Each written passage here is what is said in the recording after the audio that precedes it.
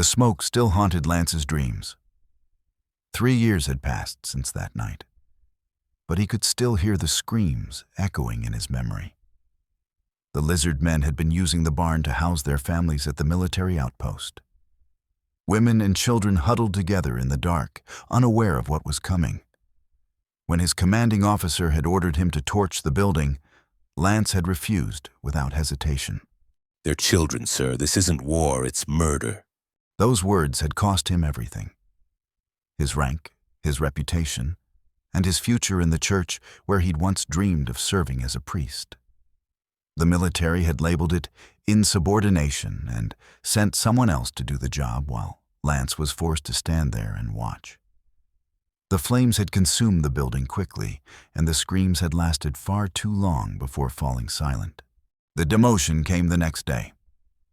The exile followed a week later. Now, Lance lived alone at the edge of nowhere, stationed at a forgotten outpost on the border with Wolf-kin territory. The assignment was clearly meant as punishment. The post was so remote that supply wagons couldn't justify the trip, which meant he had to grow his own food in a small garden and hunt game in the surrounding forest.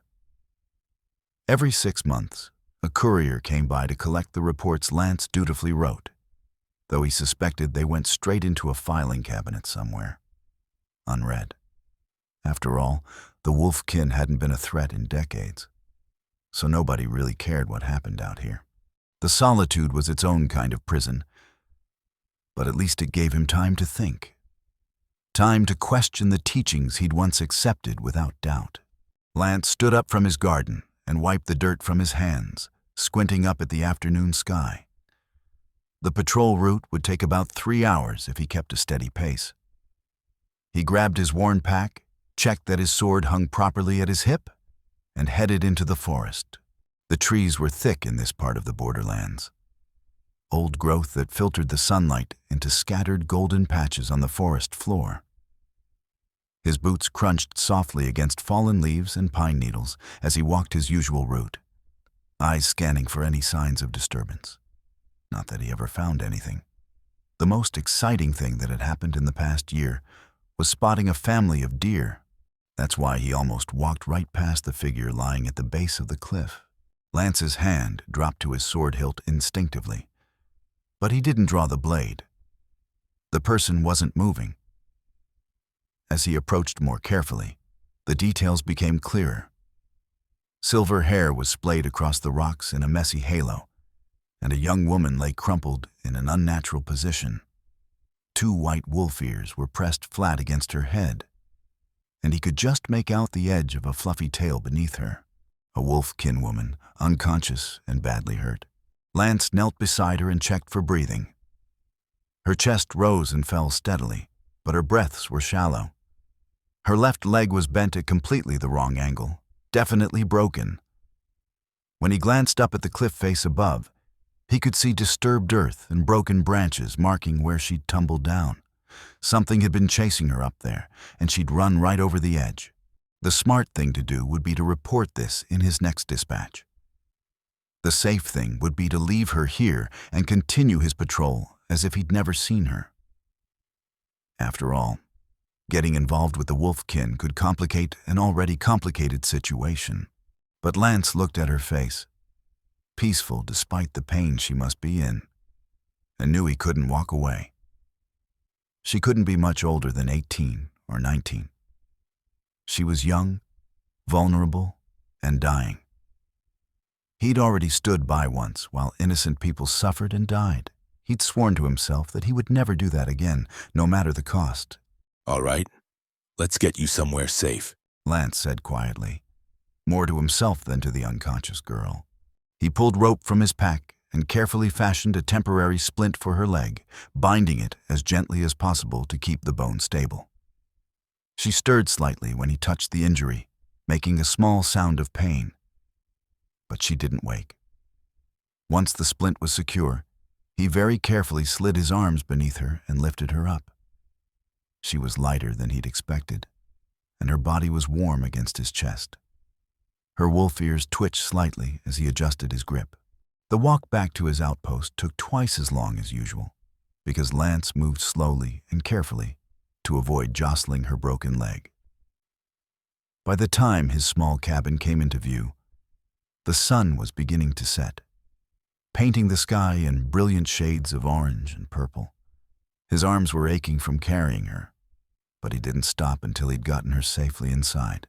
Lance laid her down on his bed, the only bed in the cabin, and immediately got to work. His military medical training was fairly basic, but it was enough for situations like this. He removed the temporary splint and examined the break more carefully. The leg was badly swollen and bruised, but at least the bone hadn't broken through the skin. He carefully manipulated the leg back into proper alignment, feeling for the break and setting it as best he could.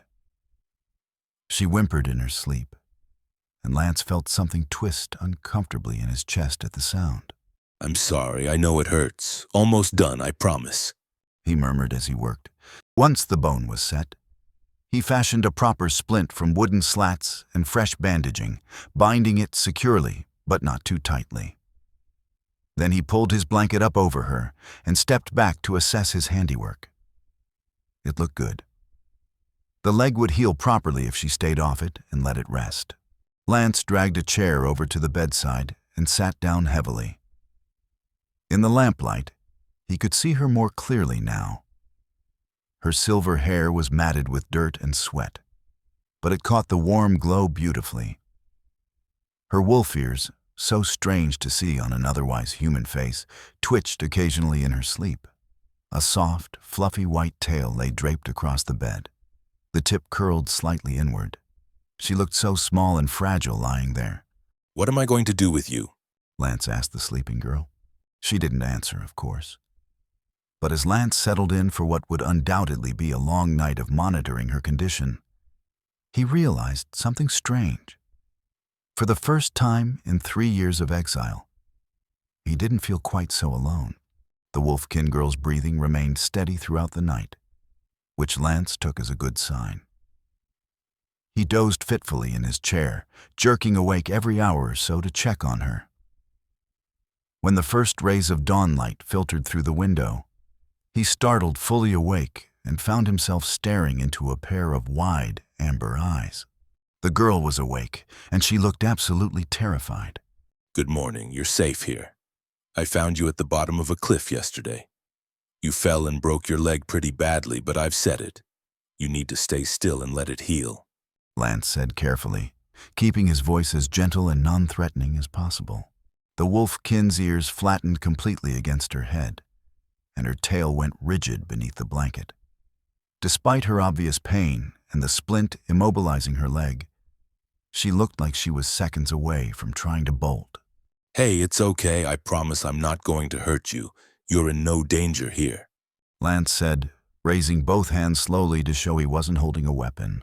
She stared at him for a long, tense moment.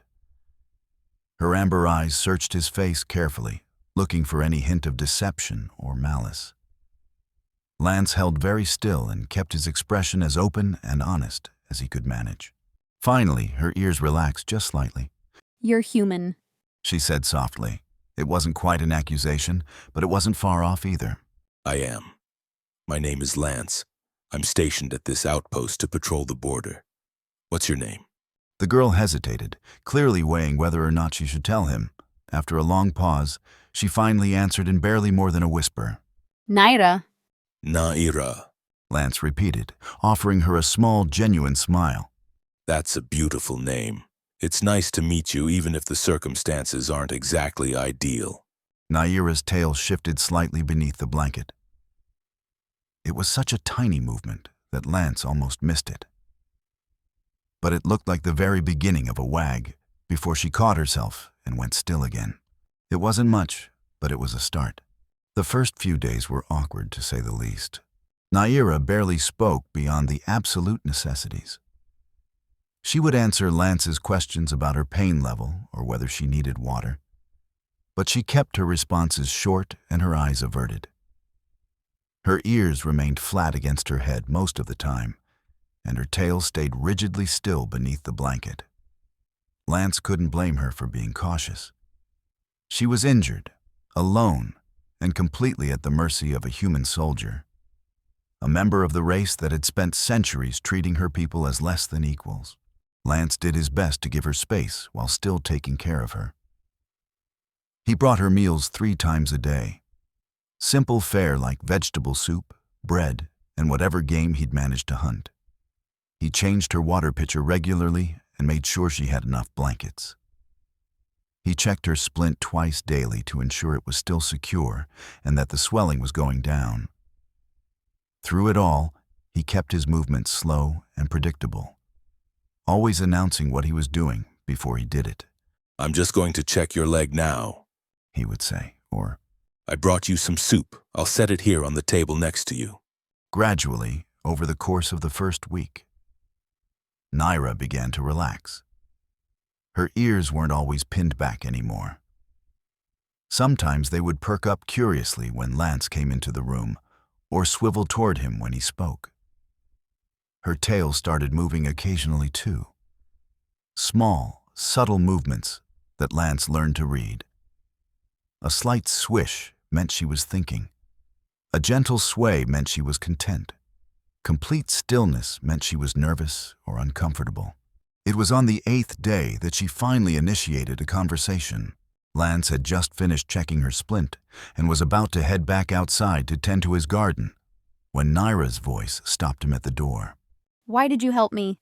He turned back to find her watching him with those striking amber eyes. Her expression was genuinely curious, without any of the fear that had been there before. Lance considered the question carefully. "Because you needed help, and because it was the right thing to do," he said simply. But I'm Wolfkin. Your people and mine, we're not exactly friendly.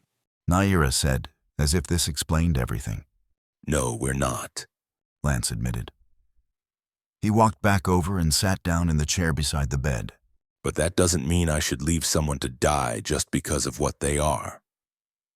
You didn't choose to be Wolfkin any more than I chose to be human."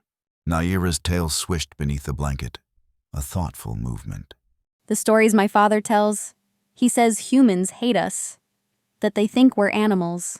"Some do.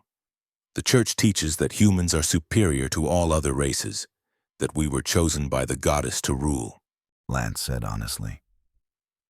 He paused, then added quietly, "I used to believe that too." But you don't anymore? Lance thought about the barn, the screams, the children who had died because someone decided their lives were worth less than human lives. "No, I don't think I do," he said finally. Naira studied him for a long moment, and then her tail began to wag slowly, just a little bit, but it was there. I think you're a good person, Lance. Something warm settled in Lance's chest at those words. "Thank you, Naira. That means a lot." After that, the conversations came more easily. Naira started asking questions about his life, and Lance found himself sharing stories he hadn't thought about in years. He told her about growing up in a small village, about his decision to study for the priesthood, and eventually about his time in the military.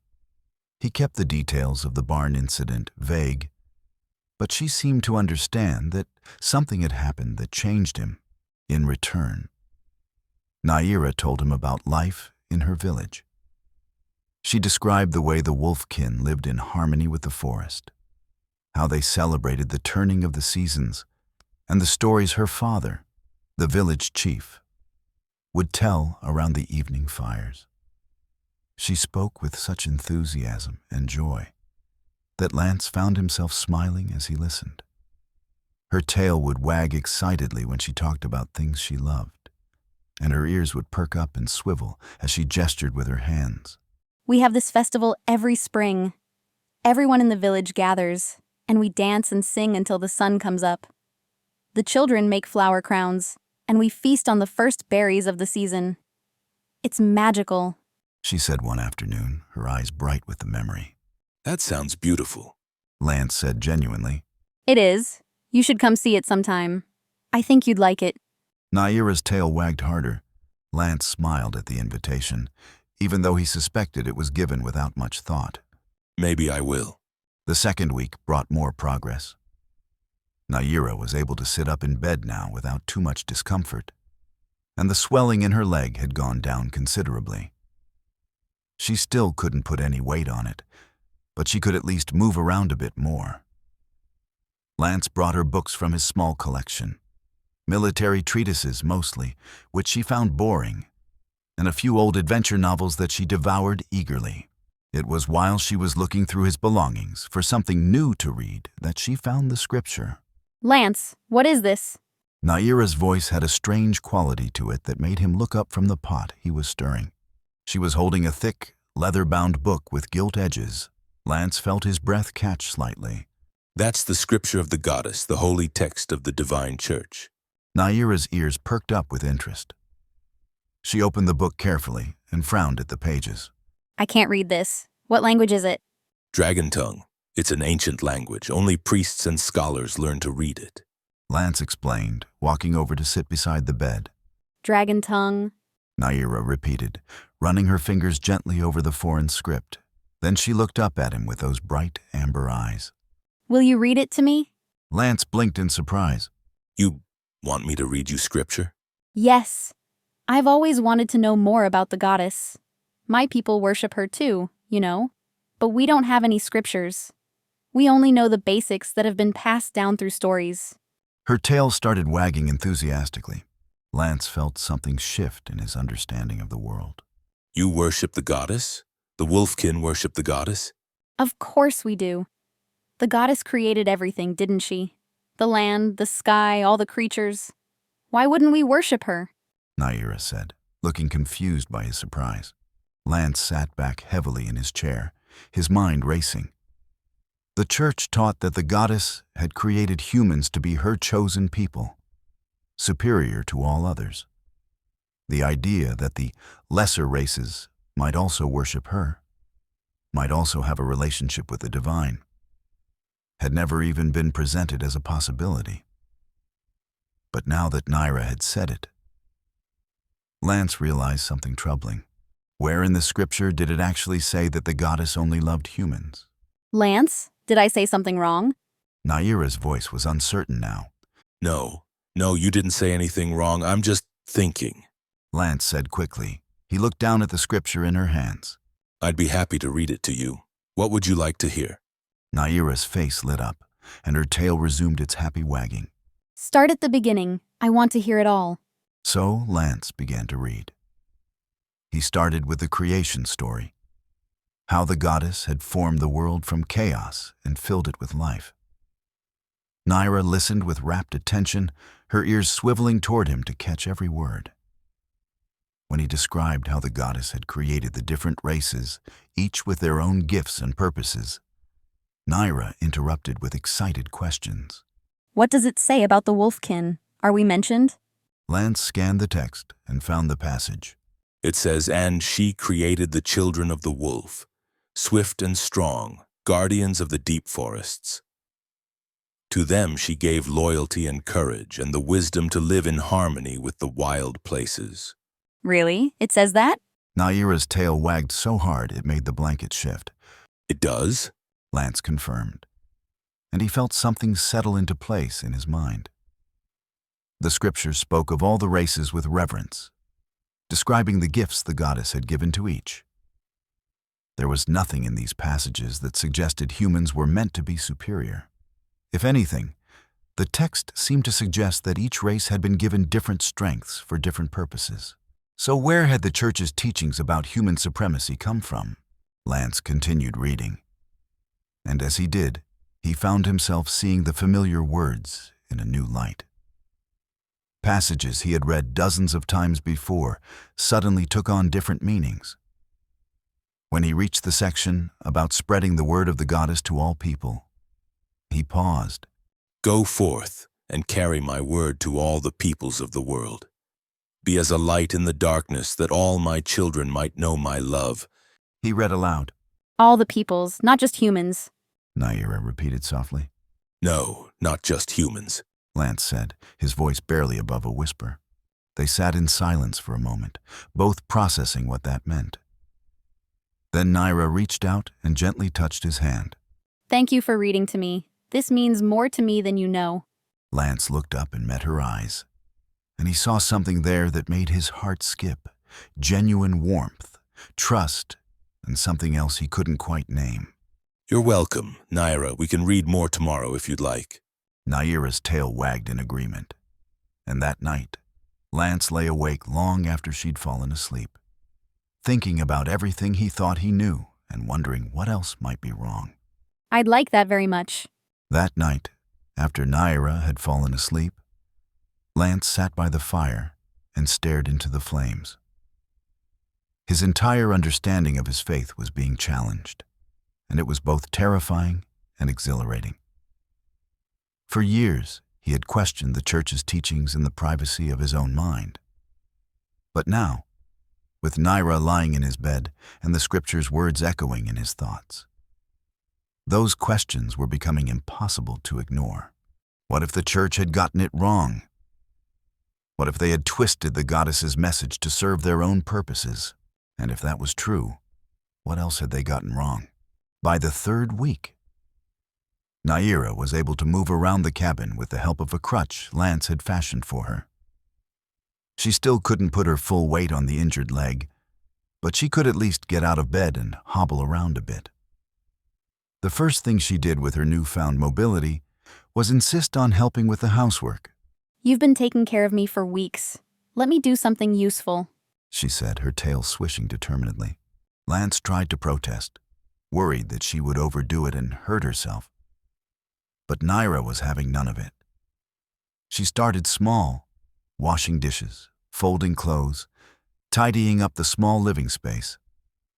Lance watched nervously at first, ready to catch her if she stumbled, but she was surprisingly steady on the crutch. I'm not made of glass. Wolfkin heal faster than humans. The bone is already knitting back together. She told him with a hint of amusement when she caught him hovering. Even so, you should take it easy, Lance said. Naira's ears flicked toward him, and her tail gave a playful swish. If I have to spend one more day just lying in that bed, I'm going to go crazy. Please, let me help. Lance couldn't argue with that logic, so he relented. And he had to admit, having her help around the cabin made a remarkable difference. The place had never been particularly clean during his years of exile. He'd always focused more on the practical necessities than on tidiness. But Naira seemed to take genuine pleasure in bringing order to the small space. She swept the floors, organized his shelves, and even managed to get some of the dust off the rafters despite her limited mobility. More impressively, she could cook. Lance had been surviving on basic stews and roasted meat for years, but Naira transformed his simple ingredients into meals that actually had flavor. She knew which wild herbs to use for seasoning and how to prepare vegetables in ways that Lance had never considered. Where did you learn to cook like this? He asked one evening as they sat down to a meal of rabbit stew that somehow tasted completely different from any rabbit stew he'd ever made. Naira's ears perked up with pride.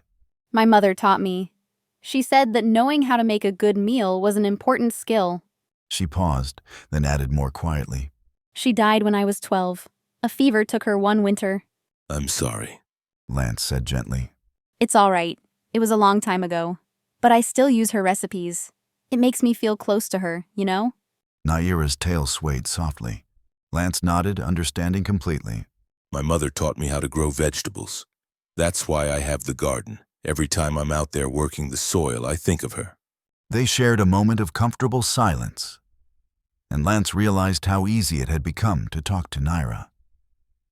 She had gone from a frightened, injured stranger to someone he genuinely looked forward to spending time with. Her presence filled the cabin with life in a way he hadn't experienced in years. By the fourth week, Naira was moving around well enough that she insisted on helping Lance outside. She couldn't do any heavy work, but she could weed the garden while sitting on a stool, and she could help harvest the vegetables that were ready. Lance found himself constantly amazed by her enthusiasm for even the simplest tasks. Look at this tomato. It's perfect. And look, there are 3 more just like it on this plant. She exclaimed one afternoon, holding up a particularly large specimen. Lance couldn't help but smile at her excitement. You act like you've never seen a tomato before. Not one's this nice. The gardens in my village are communal, so I don't get to tend specific plants. This is different. It feels more personal, you know? Naira said, carefully placing it in the basket. Her tail was wagging so hard that Lance was briefly concerned she might lose her balance on the stool.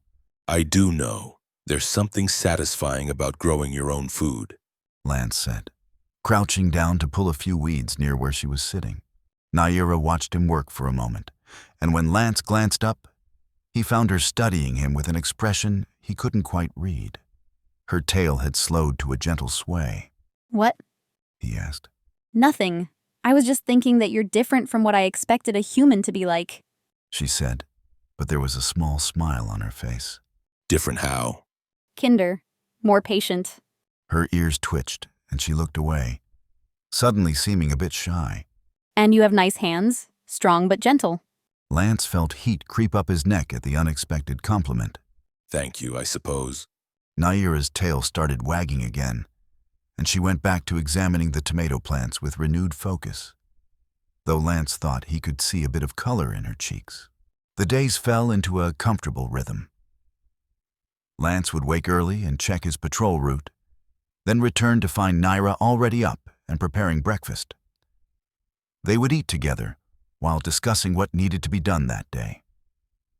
Then Lance would work on whatever maintenance the outpost needed, repairing the fence, chopping firewood, hunting, while Naira took care of the indoor tasks and helped with the garden when she could. In the evenings, they would sit by the fire and Lance would read from the scripture. Naira never seemed to tire of hearing about the goddess, and she asked thoughtful questions that often made Lance reconsider passages he thought he understood completely. It says here that the goddess values all life. Not just human life. All life. Naira said one night, pointing to a passage in the book. Yes. Lance confirmed. Then how can the church justify treating other races as inferior? If the goddess values all life equally, shouldn't her followers do the same? She wasn't being confrontational. Her tone was genuinely curious.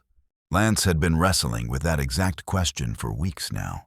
I think somewhere along the way people twisted the goddess's teachings to serve their own purposes.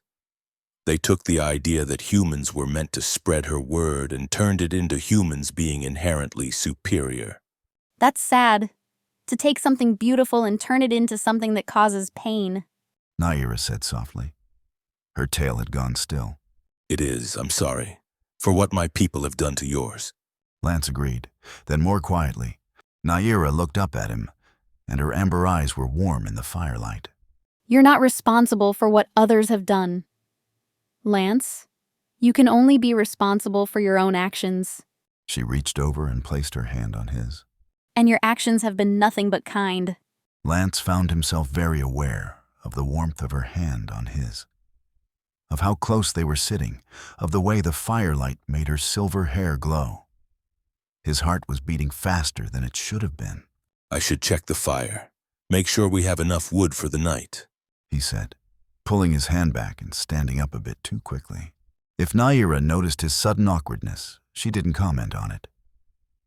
But her tail was swishing in that thoughtful way again, and there was a small, knowing smile on her face. As the 6th week approached, Lance began to notice that Naira was barely using the crutch anymore.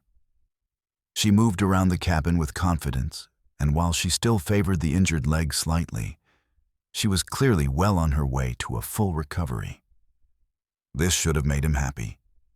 It meant his medical care had worked, and she would be able to return home to her people soon. Instead, Lance felt a growing sense of dread in his chest. He tried not to think about it, but the truth was becoming impossible to ignore. The idea of Naira leaving, of returning to his solitary existence in this remote outpost, was genuinely painful. The cabin would feel empty without her laughter and enthusiasm. Meals would be bland without her cooking and her animated conversation. The evenings would be long and lonely without her sitting beside him by the fire. When had she become so important to him? When had this temporary arrangement started to feel like like home. One morning, Lance woke to find Naira standing in the doorway, looking out at the forest without her crutch. She was putting her full weight on both legs, testing the strength of the one that had been broken. How does it feel? Lance asked from where he still lay on his bedroll by the fire. He'd been sleeping there since giving Naira his bed, and while it wasn't particularly comfortable, he'd gotten used to it. Good. Really good, actually. I think it's fully healed. Naira said, flexing her foot experimentally. That's wonderful. Lance said, and he meant it. Even if his heart sank a little at the implications, Naira turned to look at him, and her expression was complicated, happy, but also tinged with something that might have been sadness. I should probably go home soon. My father must be worried sick. The village probably thinks I'm dead. Right, of course, you should go home. Lance said, sitting up. They stared at each other for a long moment, and Lance could see his own conflicted feelings reflected in Naira's amber eyes. Her tail hung low and still, without its usual animation. I don't want to leave. She said quietly. Lance felt his breath catch. You don't? No. Naira walked over and sat down beside him. These past 2 months they've been really good. Lance, better than good. I've been happier here with you than I've been in a long time. I've been happy too. Happier than I thought possible, actually. Naira's tail started to wag slowly. So, what do we do? Lance thought about it. I should walk you home. Make sure you get there safely, and I'd like to meet your family, your people, if that's all right. He hesitated, then pushed forward. Naira's face lit up and her tail wagged harder. Really? You'd want to do that? Yes, I'd like that very much. Lance said, and he realized he meant it completely. The thought of being apart from Naira was painful. But the thought of just abandoning her at the edge of the forest was even worse. If he walked her home, at least he could see where she lived, meet the people who were important to her. And maybe there would be a way to see her again after that. He didn't know how it would work, but he wasn't ready to say goodbye forever. Not even close. Then let's do it. Let's go to my village. I can't wait to introduce you to everyone. Naira said, her smile bright and genuine. Lance smiled back, trying to ignore the nervous flutter in his chest. He was a human soldier about to walk into a wolf-kin village. There was no telling how that would go. But looking at Naira's excited expression, at the way her tail wagged and her ears perked up with joy, he knew he would do it anyway. For her, he would do just about anything. Lance spent the evening before their departure writing his report for the courier who would arrive in a few weeks. He kept it simple and factual. He had encountered an injured wolf-kin citizen, provided medical assistance, and would be escorting her back to her village to ensure her safe return. He was using this opportunity to establish peaceful contact with the local wolf-kin population as part of his duties monitoring the border. The report would sit in his outpost until the courier arrived to collect it. But at least it would explain his absence if anyone came looking for him. Do you think they'll be angry? Naira asked, watching him seal the report with wax. Probably, but I technically outrank most of the people who would care. And I'm not abandoning my post permanently. Just taking a brief leave to ensure good relations with the neighbors. Naira's tail swished with amusement. You're very good at making things sound official. Years of military training. When in doubt, use formal language and hope nobody questions it too closely. Lance said with a slight smile. They set out early the next morning. Lance packed light, a bedroll, some basic supplies, his sword, and the scripture carefully wrapped in oilcloth. Naira moved through the forest with confident ease, her injured leg showing no signs of the break that had kept her bedridden for weeks. She seemed to come alive in the woods, her ears constantly swiveling to catch sounds that Lance couldn't hear, her tail swaying with barely contained energy. How far is it to your village? Lance asked as they followed a narrow game trail through the dense underbrush. About 3 days at a steady pace. Naira said. She glanced back at him with a teasing smile. Less if you can keep up. I'll do my best. Lance said dryly, true to her word. Naira set a brisk pace, but she also seemed to delight in showing Lance things along the way, pointing out edible plants, showing him the marks where deer had rubbed their antlers against trees, or stopping to listen to bird calls. Her enthusiasm was infectious, and Lance found himself seeing the forest through new eyes. There, do you see it? Naira whispered, pointing up into the canopy. Lance squinted up through the leaves and eventually spotted what looked like a large nest. What am I looking at? Red hawk. She's been watching us since we entered this part of the forest. She has chicks in that nest, so she's being protective. Naira said, her tail wagging slightly. Lance looked more carefully and finally spotted the bird's silhouette among the branches. How did you even see that? Naira tapped one of her wolf ears. Better hearing and better sense of smell than humans. I could hear her chicks chirping. That must be useful. It is, though it can be overwhelming sometimes. Imagine hearing every little sound in the forest at once. Naira agreed.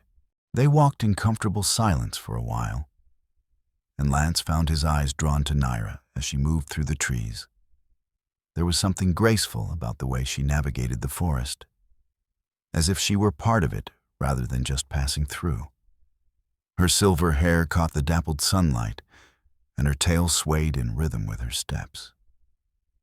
She was beautiful, Lance realized. Not just attractive, but genuinely beautiful in a way that made his chest feel tight. What? Naira asked, catching him staring. Nothing, just you seem happy to be out here. Lance said quickly. I am. I love the forest. It's where I feel most myself. Naira said, her smile bright. She paused, then added more softly, Though I have to admit, I'm going to miss your cabin. It was nice having a place that felt like home. You made it feel like home. Lance said before he could stop himself.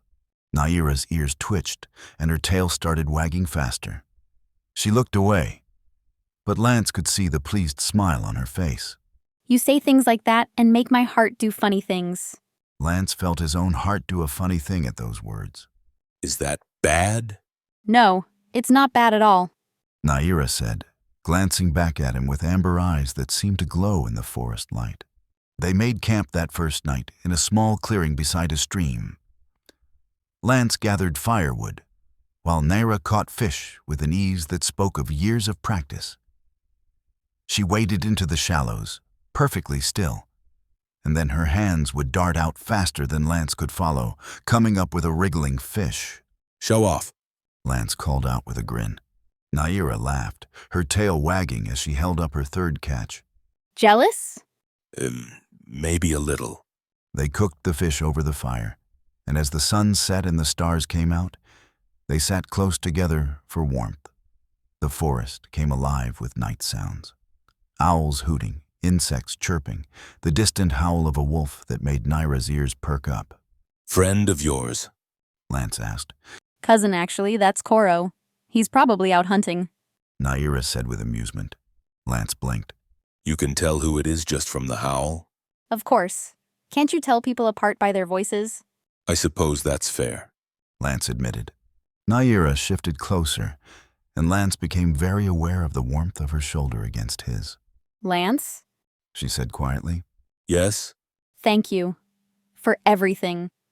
For saving me. For taking care of me. For treating me like a person instead of what your people usually think of mine.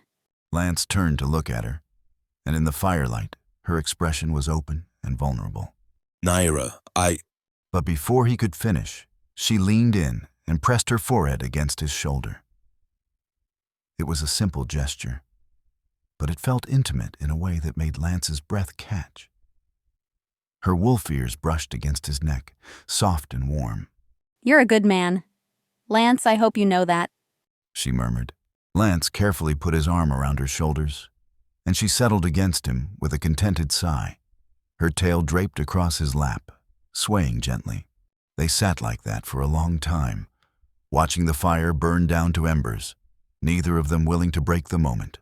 The second day of travel brought them deeper into wolf-kin territory. Lance started to notice signs of habitation, trails that were too well worn to be just game paths, trees marked with deliberate symbols, and eventually, the distant sound of voices. Naira's energy seemed to increase the closer they got to home. Her tail wagged almost constantly, and she started pointing out landmarks. See that rock formation? My brother and I used to play there when we were kids. And that tree, the really tall one, I climbed all the way to the top once on a dare. Sounds like you were a handful growing up. Lance said with amusement. Oh, I definitely was. My father says I gave him more gray hairs than all my siblings combined. Naira said cheerfully. And how many siblings do you have? 3. 2 brothers and a sister. They're all older than me, so I was the baby of the family.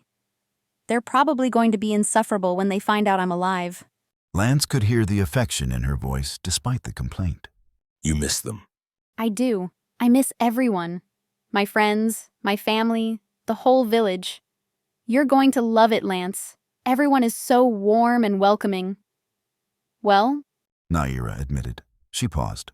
most everyone. There might be a few who are wary of humans, but once they get to know you, they'll come around. I hope so. Lance said, though he felt a flutter of nervousness in his stomach. On the afternoon of the third day, they crested a hill, and Lance got his first view of the Wolfkin village. It sprawled across a wide valley, a collection of several hundred wooden buildings, arranged in organic clusters rather than rigid streets. Smoke rose from chimneys, and Lance could see people moving about, going about their daily tasks. In the center of the village stood a larger building that was probably the chief's hall. Home. Naira breathed, her tail wagging so hard her whole body seemed to shake. Then she grabbed Lance's hand. Come on! I can't wait to show you everything. She pulled him down the hill at a pace that was just short of running. And Lance found himself laughing at her enthusiasm, despite his nervousness. As they approached the village, people started to notice them. Lance saw ears perk up, heard surprised exclamations, and then suddenly they were surrounded. Naira, you're alive. We thought you were dead. Wolfkin of all ages crowded around them, their tails wagging and ears alert with excitement. They peppered Naira with questions, hugged her, touched her as if to make sure she was real. Through it all, Naira was laughing and crying and trying to answer everyone at once. And then the crowd parted, and a tall Wolfkin man with gray streaks in his dark hair pushed through. He had the same amber eyes as Naira and the same shaped face. This had to be her father. Naira, The man said, his voice choked with emotion. Father. Naira released Lance's hand and threw herself into her father's arms. The chief, because that's clearly who he was, held his daughter tightly, and Lance saw tears streaming down his face. we thought we'd lost you.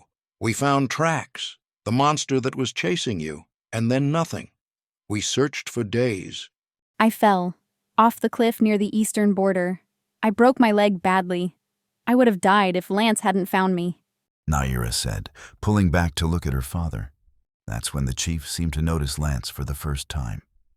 His amber eyes fixed on the human standing awkwardly at the edge of the crowd, and his expression shifted to something more guarded. Lance? The chief repeated. Yes, Father. This is Lance. He's the human who saved my life. Naira gestured for Lance to come closer, and he obeyed, acutely aware of all the eyes watching him. He found me unconscious, carried me back to his home, set my broken leg, and took care of me for 2 months while I healed. He read scripture to me, treated me with kindness, and then walked me all the way home to make sure I arrived safely. The chief studied Lance with an intensity that made him want to squirm. Then, slowly, his expression softened. You saved my daughter's life. I did what anyone should have done. Lance said. But you're not just anyone. You're human, your people and mine.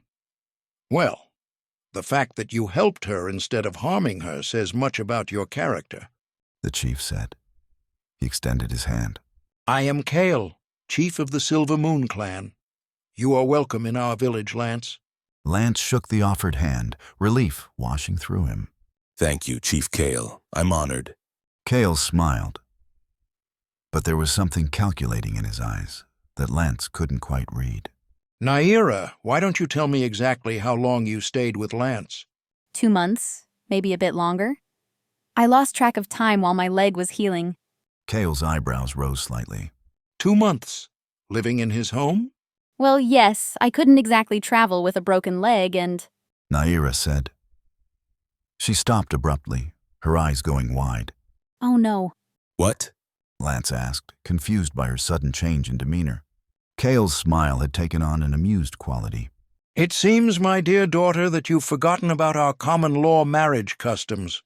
Naira's ears flattened against her head, and her tail went completely still. Father, no, it wasn't like that. What's he talking about? Lance asked, looking between them. Kale turned to Lance with an expression that was sympathetic but firm. Among the wolfkin, if 2 people live together under the same roof for more than 1 month, they are considered married by common law. It's an old tradition, rarely invoked these days, but still very much part of our legal code. Lance felt the blood drain from his face. Married? I'm afraid so. You and my daughter, by the laws of our people, are husband and wife. The crowd around them had gone silent, and Lance could feel dozens of eyes on him. Naira looked mortified, her face flushed and her tail tucked between her legs. Lance's mind was reeling. Married? He was married? To Naira? I didn't know. We didn't mean to… Lance managed to say. Intent doesn't change the law. Come, let's discuss this more privately. I'm sure the whole village doesn't need to hear every detail of your situation. Kale said, though his tone wasn't unkind. He put a hand on Lance's shoulder and guided him toward the large building in the center of the village. Naira followed behind them, her ears still flat and her tail hanging low and still. As they walked, Lance's mind raced. Married. He was married to Naira. And while part of him felt panic at the sudden, unexpected commitment, another part, a part he was almost afraid to acknowledge, felt something else entirely, something that might have been hope. The chief's home was larger than the other buildings in the village, but it had a warm, lived-in quality that immediately put Lance slightly more at ease. Woven rugs covered the wooden floors, and the walls were decorated with what looked like family mementos. Carved wooden figures, painted shields, and strings of beads that caught the light from the windows. Kale gestured for them to sit at a low table while he poured 3 cups of something that smelled like herbal tea. Naira sat beside Lance, her ears still flat and her tail motionless. She looked absolutely miserable. Father, I'm so sorry. I completely forgot about the common law tradition. We didn't mean to. She began. Kale held up a hand, silencing her gently. Naira, I know you didn't do this intentionally. And Lance? He turned his gaze to the human. I don't believe you had any malicious intent either. However, intent doesn't change what has happened according to our laws. Lance took a deep breath, trying to organize his thoughts. Chief Kale, with all due respect, I didn't know about your customs. Where I come from, marriage requires a ceremony, vows before witnesses, official recognition. Naira and we were just living in the same space while she healed. Surely there must be a way to annul this marriage since it was an accident. Kale's expression became more serious. I understand your position, Lance. Truly I do. But you must understand mine as well. In our culture, the common law marriage exists for good reason. When 2 people choose to share a home and a life, even temporarily, it creates a bond that our people recognize as sacred. To simply dismiss that bond would bring great shame upon the person being cast aside. Shame? Lance repeated, confused. Yes. Kale looked at his daughter with sympathy. If you were to annul this marriage, Naira would be seen as a wife who was rejected and abandoned. In our society, that mark would follow her for the rest of her life. Other men would be reluctant to court her, wondering what flaw caused her first husband to cast her aside. Her prospects for future marriage would be severely damaged. Lance felt his stomach sink. He looked at Naira, who was staring down at her tea with her ears pressed flat against her head. I didn't know. Naira, I'm so sorry, he said quietly. It's not your fault. I should have remembered. I should have warned you. Naira said, though her voice was small. The law rarely gets invoked these days. Most young people are well aware of it and careful to avoid situations that might trigger it. But it does happen occasionally, usually when someone from outside our culture gets involved. Cale said. He studied Lance carefully. Tell me, Lance, how do you feel about my daughter? The direct question caught Lance off guard. I care about her, very much. She's kind, intelligent, enthusiastic about everything. These past 2 months with her have been the happiest I've been in years. Cale's eyebrows rose slightly. And yet you want to annul the marriage? I don't want to trap her. She deserves to choose her own husband, not be forced into a marriage because of a legal technicality, and I'm human. Where I come from, relationships between humans and other races are forbidden. The church considers it heresy. I've already been exiled once for disobeying orders.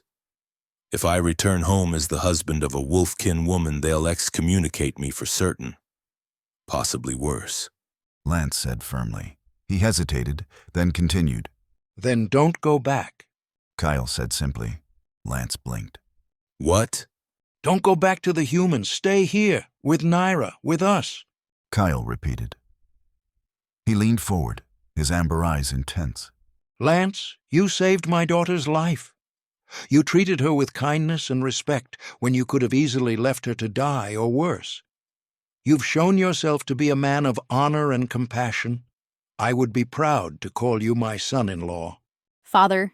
Naira started, but Cale wasn't finished. I know this is sudden. I know it's not what either of you planned, but you've already lived together for 2 months. You clearly care for each other. Why not make it official? Embrace what has happened instead of fighting against it? Lance looked at Naira, searching her face for any sign of what she was thinking.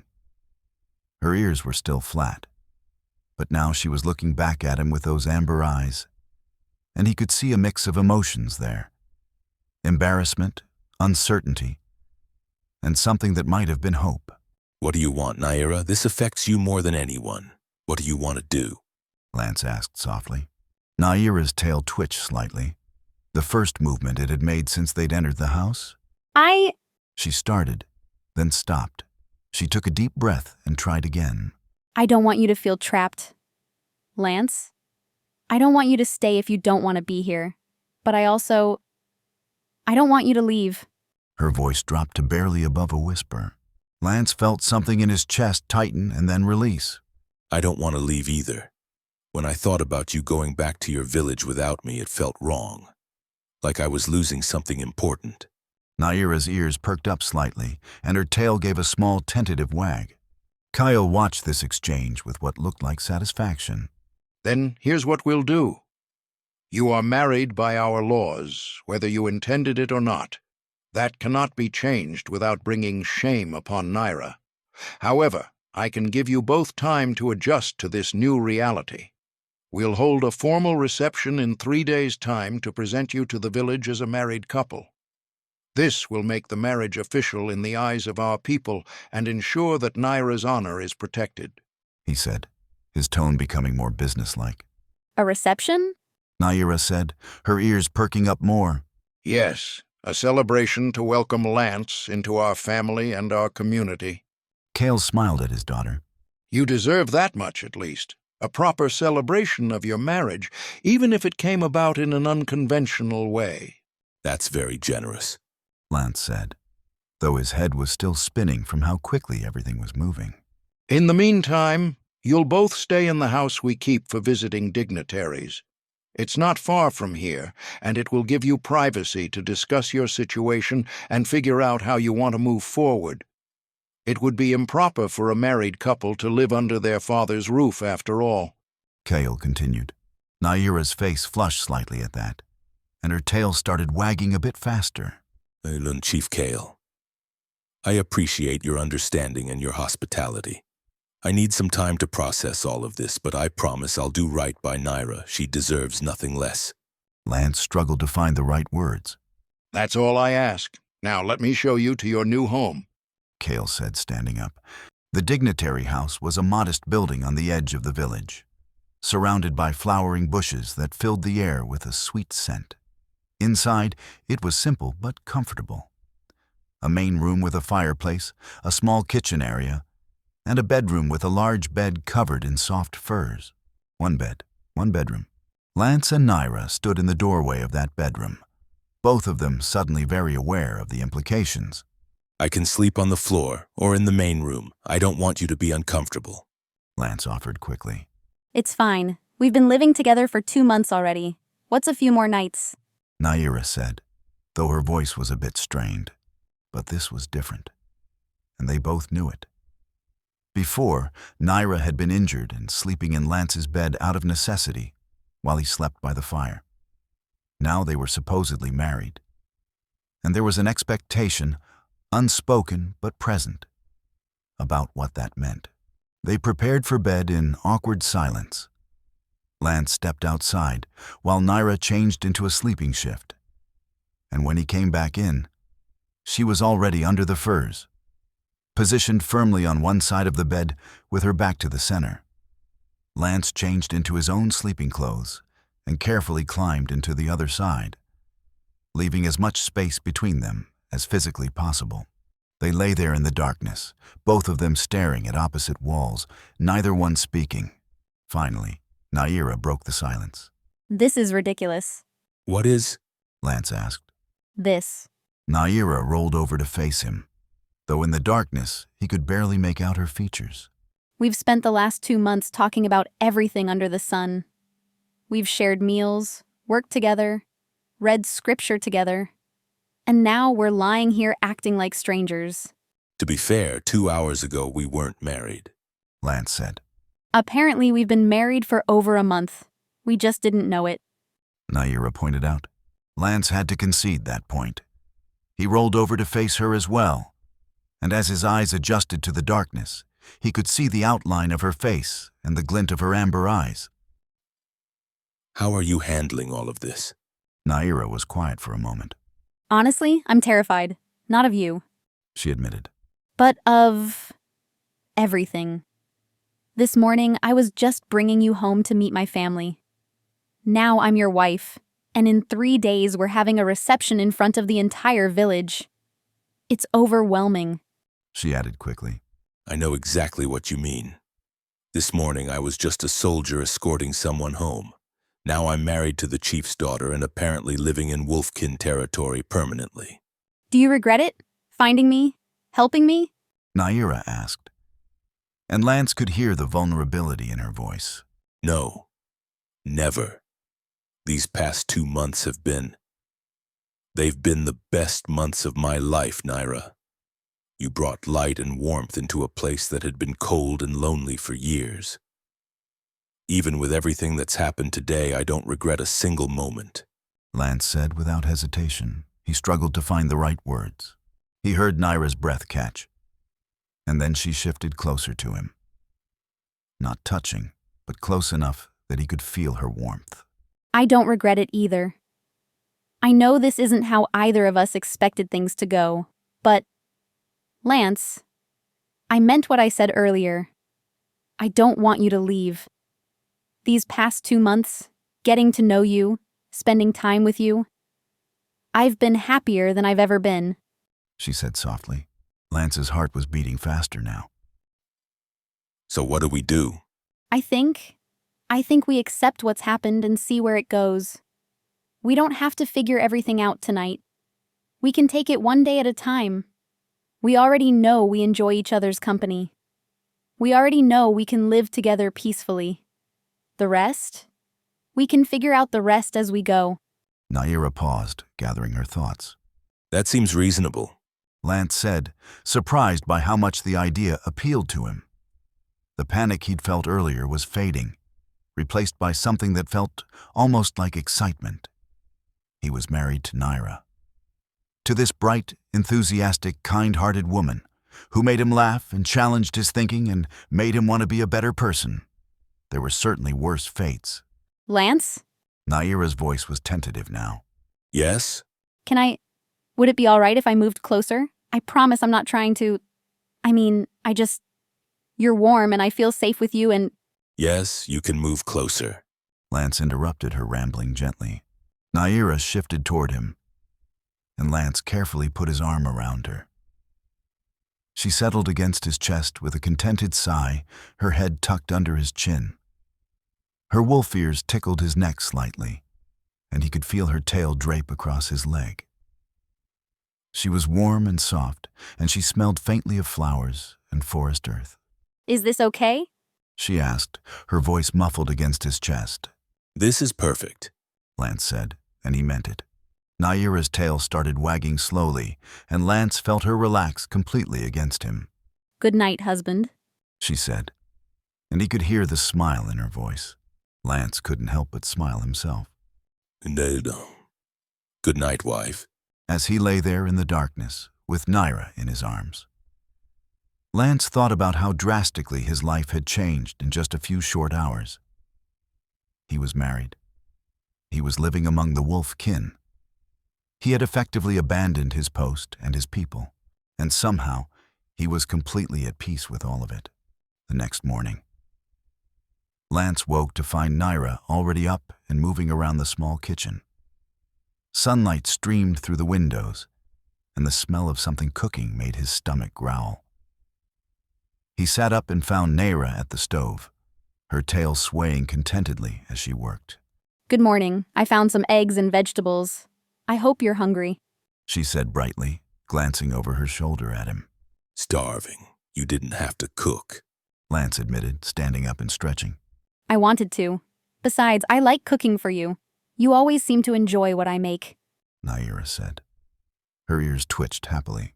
That's because you're an excellent cook, much better than me, Lance said, coming over to peer at the pan. Naira's tail wagged faster at the compliment, and Lance found himself smiling at the reaction. He was starting to understand her body language better now. The tail was like a constant barometer of her emotions, impossible for her to control or hide. They ate breakfast together at the small table, and the awkwardness from the night before seemed to have dissipated somewhat. They talked about simple things, what they wanted to do that day, what Lance thought of the village so far, whether Naira's friends would be too overwhelming when they inevitably showed up. They're going to love you. Once they get over the shock of you being human, Naira assured him. That's what I'm worried about, Lance said wryly, but Naira was right. Over the course of that first day, a steady stream of visitors came to the dignitary house. Young wolfkin women who were Naira's friends, curious about the human who had saved her life. Older villagers who wanted to meet the man who would be formally joining their community at the reception. Children who had heard stories about humans and wanted to see one up close. To every single one, Naira introduced Lance with obvious pride. This is Lance, my husband, she would say. And each time Lance felt a strange mix of surrealism and warmth at hearing those words. One of the first visitors was a young woman about Naira's age, with reddish-brown fur on her ears and tail. She burst through the door without knocking and immediately threw her arms around Naira. You're alive. You're really alive. I've been going crazy worrying about you. Kira, I missed you too. Naira laughed, hugging her friend back. When they finally separated, the woman, Kira, turned her attention to Lance. Her eyes widened slightly. So this is the famous Lance, a human. Fascinating. Kira, Naira said warningly. And handsome, in a human sort of way. Good shoulders. Nice hands. I can see the appeal. Kira continued, completely ignoring Naira's tone. Lance felt his face heating up. It's nice to meet you too. Kira grinned, showing slightly pointed canines. Oh, I like him. He blushes easily. She turned back to Naira. So is it true? You're really married? according to our laws, yes. Naira said. And Lance noticed that her ears had flattened slightly with embarrassment. That's amazing, completely unexpected, and probably violates about a dozen human taboos. But amazing. You have to tell me everything. How did it happen? What's he like? Have you two? Kira! Naira's face was now as red as Lance's felt. Kira laughed and held up her hands in surrender. Fine, I'll behave. But you owe me all the details later. She grabbed Naira's hands. I'm just so happy you're safe. We really did think you were dead. The genuine emotion in her voice made Lance warm to her despite her teasing. This was clearly someone who cared deeply about Naira. Over the next 2 days, Lance met dozens of wolfkin.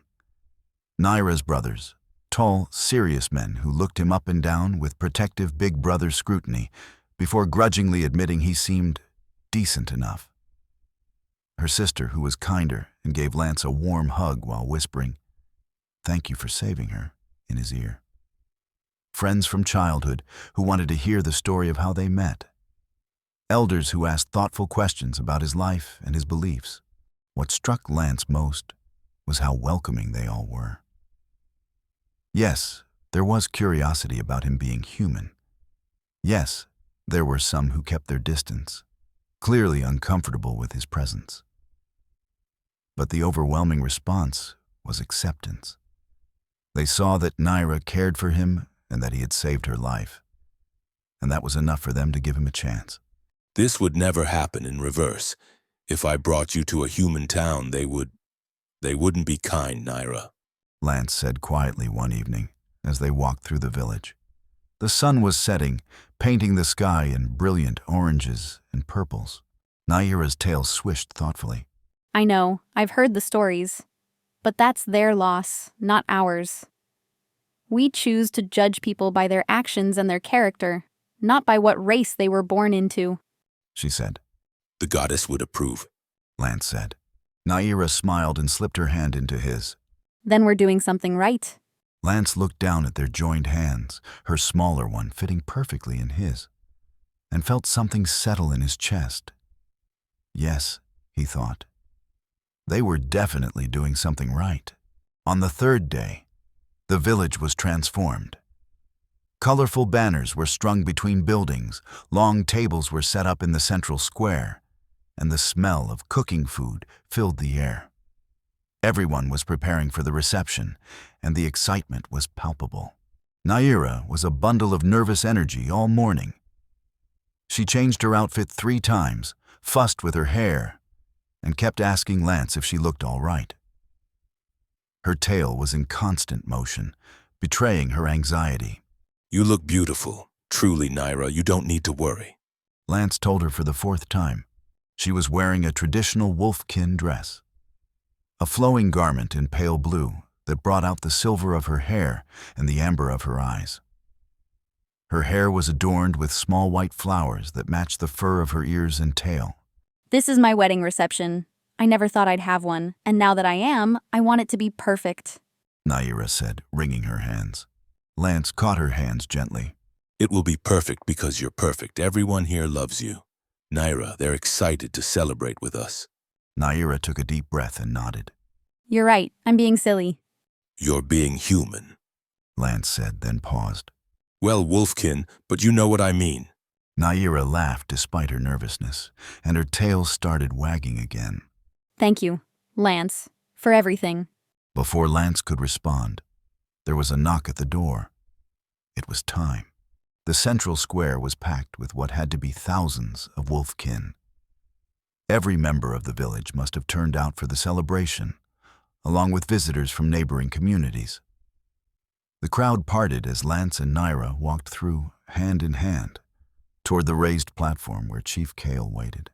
Lance could feel hundreds of eyes on him, and his heart was pounding. But Naira squeezed his hand, and when he looked at her, she was smiling. That gave him courage. They climbed the steps to the platform, and Kyle raised his hands for silence. The crowd immediately quieted, all attention focused on their chief. My people. 3 days ago, my daughter returned to us. We had feared her lost, taken by the forest and the beasts that dwell within it. But the goddess had other plans. Kyle began, his voice carrying across the square. He gestured to Lance. This is Lance, a human who found Naira injured and alone. He could have left her to die. He could have harmed her. Instead, he carried her to his home, healed her broken leg, and cared for her for 2 months while she recovered. He treated her with kindness and respect, and when she was strong enough, he brought her home to us. There were murmurs of approval from the crowd, and Lance felt some of his tension ease. In doing so, and through circumstances neither of them intended, they became husband and wife according to our laws. And so today we gather to celebrate their union and to welcome Lance into our community as a member of the Silver Moon clan. Kyle continued. The crowd erupted in cheers, and Lance was stunned by the warmth of their response. He'd expected suspicion, maybe even hostility. Instead, they were celebrating. Lance, do you swear to honor and protect my daughter, to stand by her through hardship and joy, to become one of our people and uphold our ways? Kyle said, turning to him. Lance looked at Naira, at her hopeful expression and her wagging tail, and he knew his answer without hesitation. I swear. Naira, do you accept this man as your husband? Do you pledge yourself to him as he has pledged himself to you? Kale said. I do. Naira said, her voice clear and strong despite the tears forming in her eyes. Then, by the laws of our people and the blessing of the goddess, I declare you husband and wife. Kale smiled warmly. You may kiss. Lance froze. In all the chaos of the past few days, he'd somehow forgotten that this was a wedding reception. And at wedding receptions, there was usually a kiss.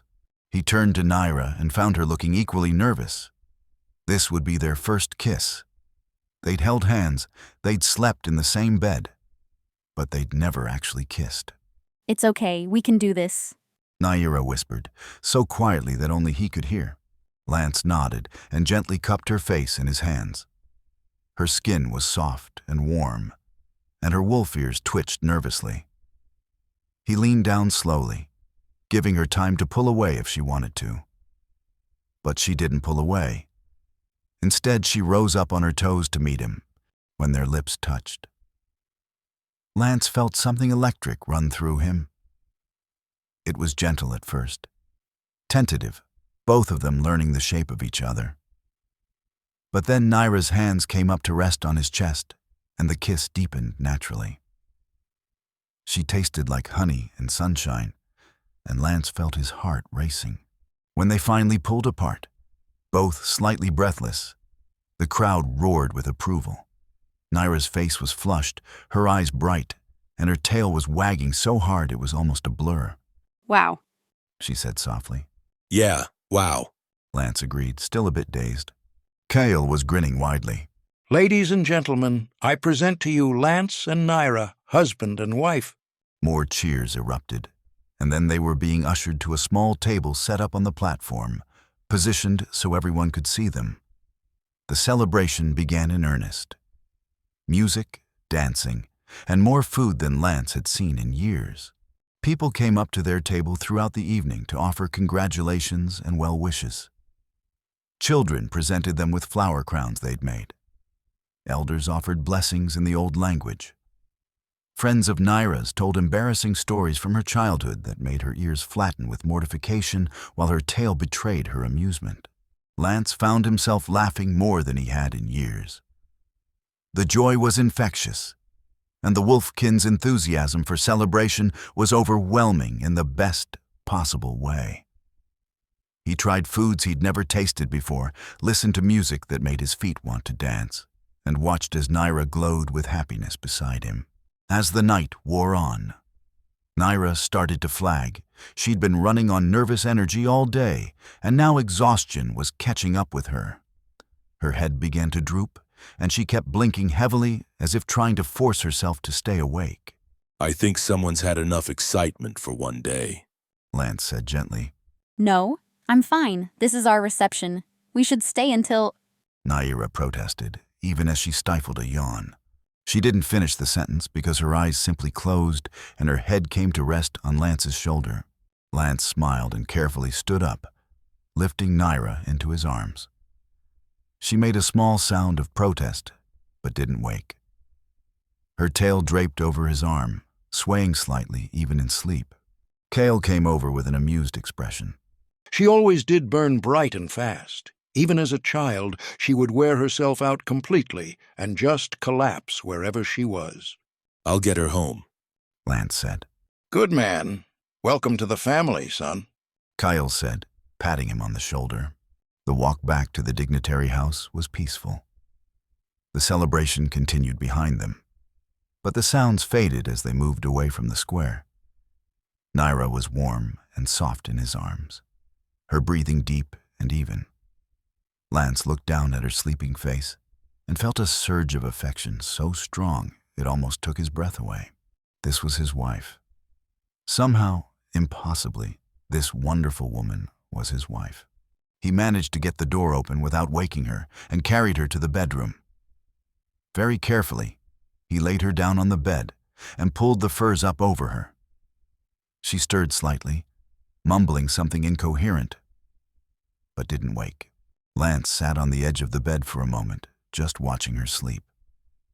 Her silver hair was spread across the pillow, and her wolf ears twitched occasionally as she dreamed. Her tail was curled up beside her, swaying gently even in sleep.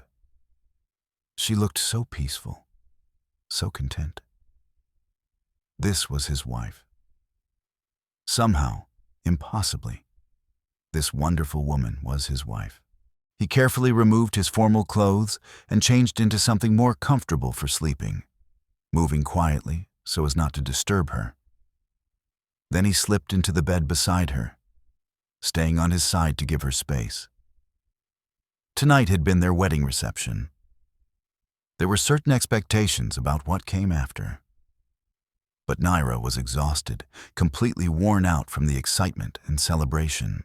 Lance wouldn't take advantage of that. She deserved better than to be half asleep and confused. When they finally came together as husband and wife, he wanted her fully present, fully aware, and fully willing. So he settled in beside her, close enough to feel her warmth but not touching, and let himself drift off to sleep.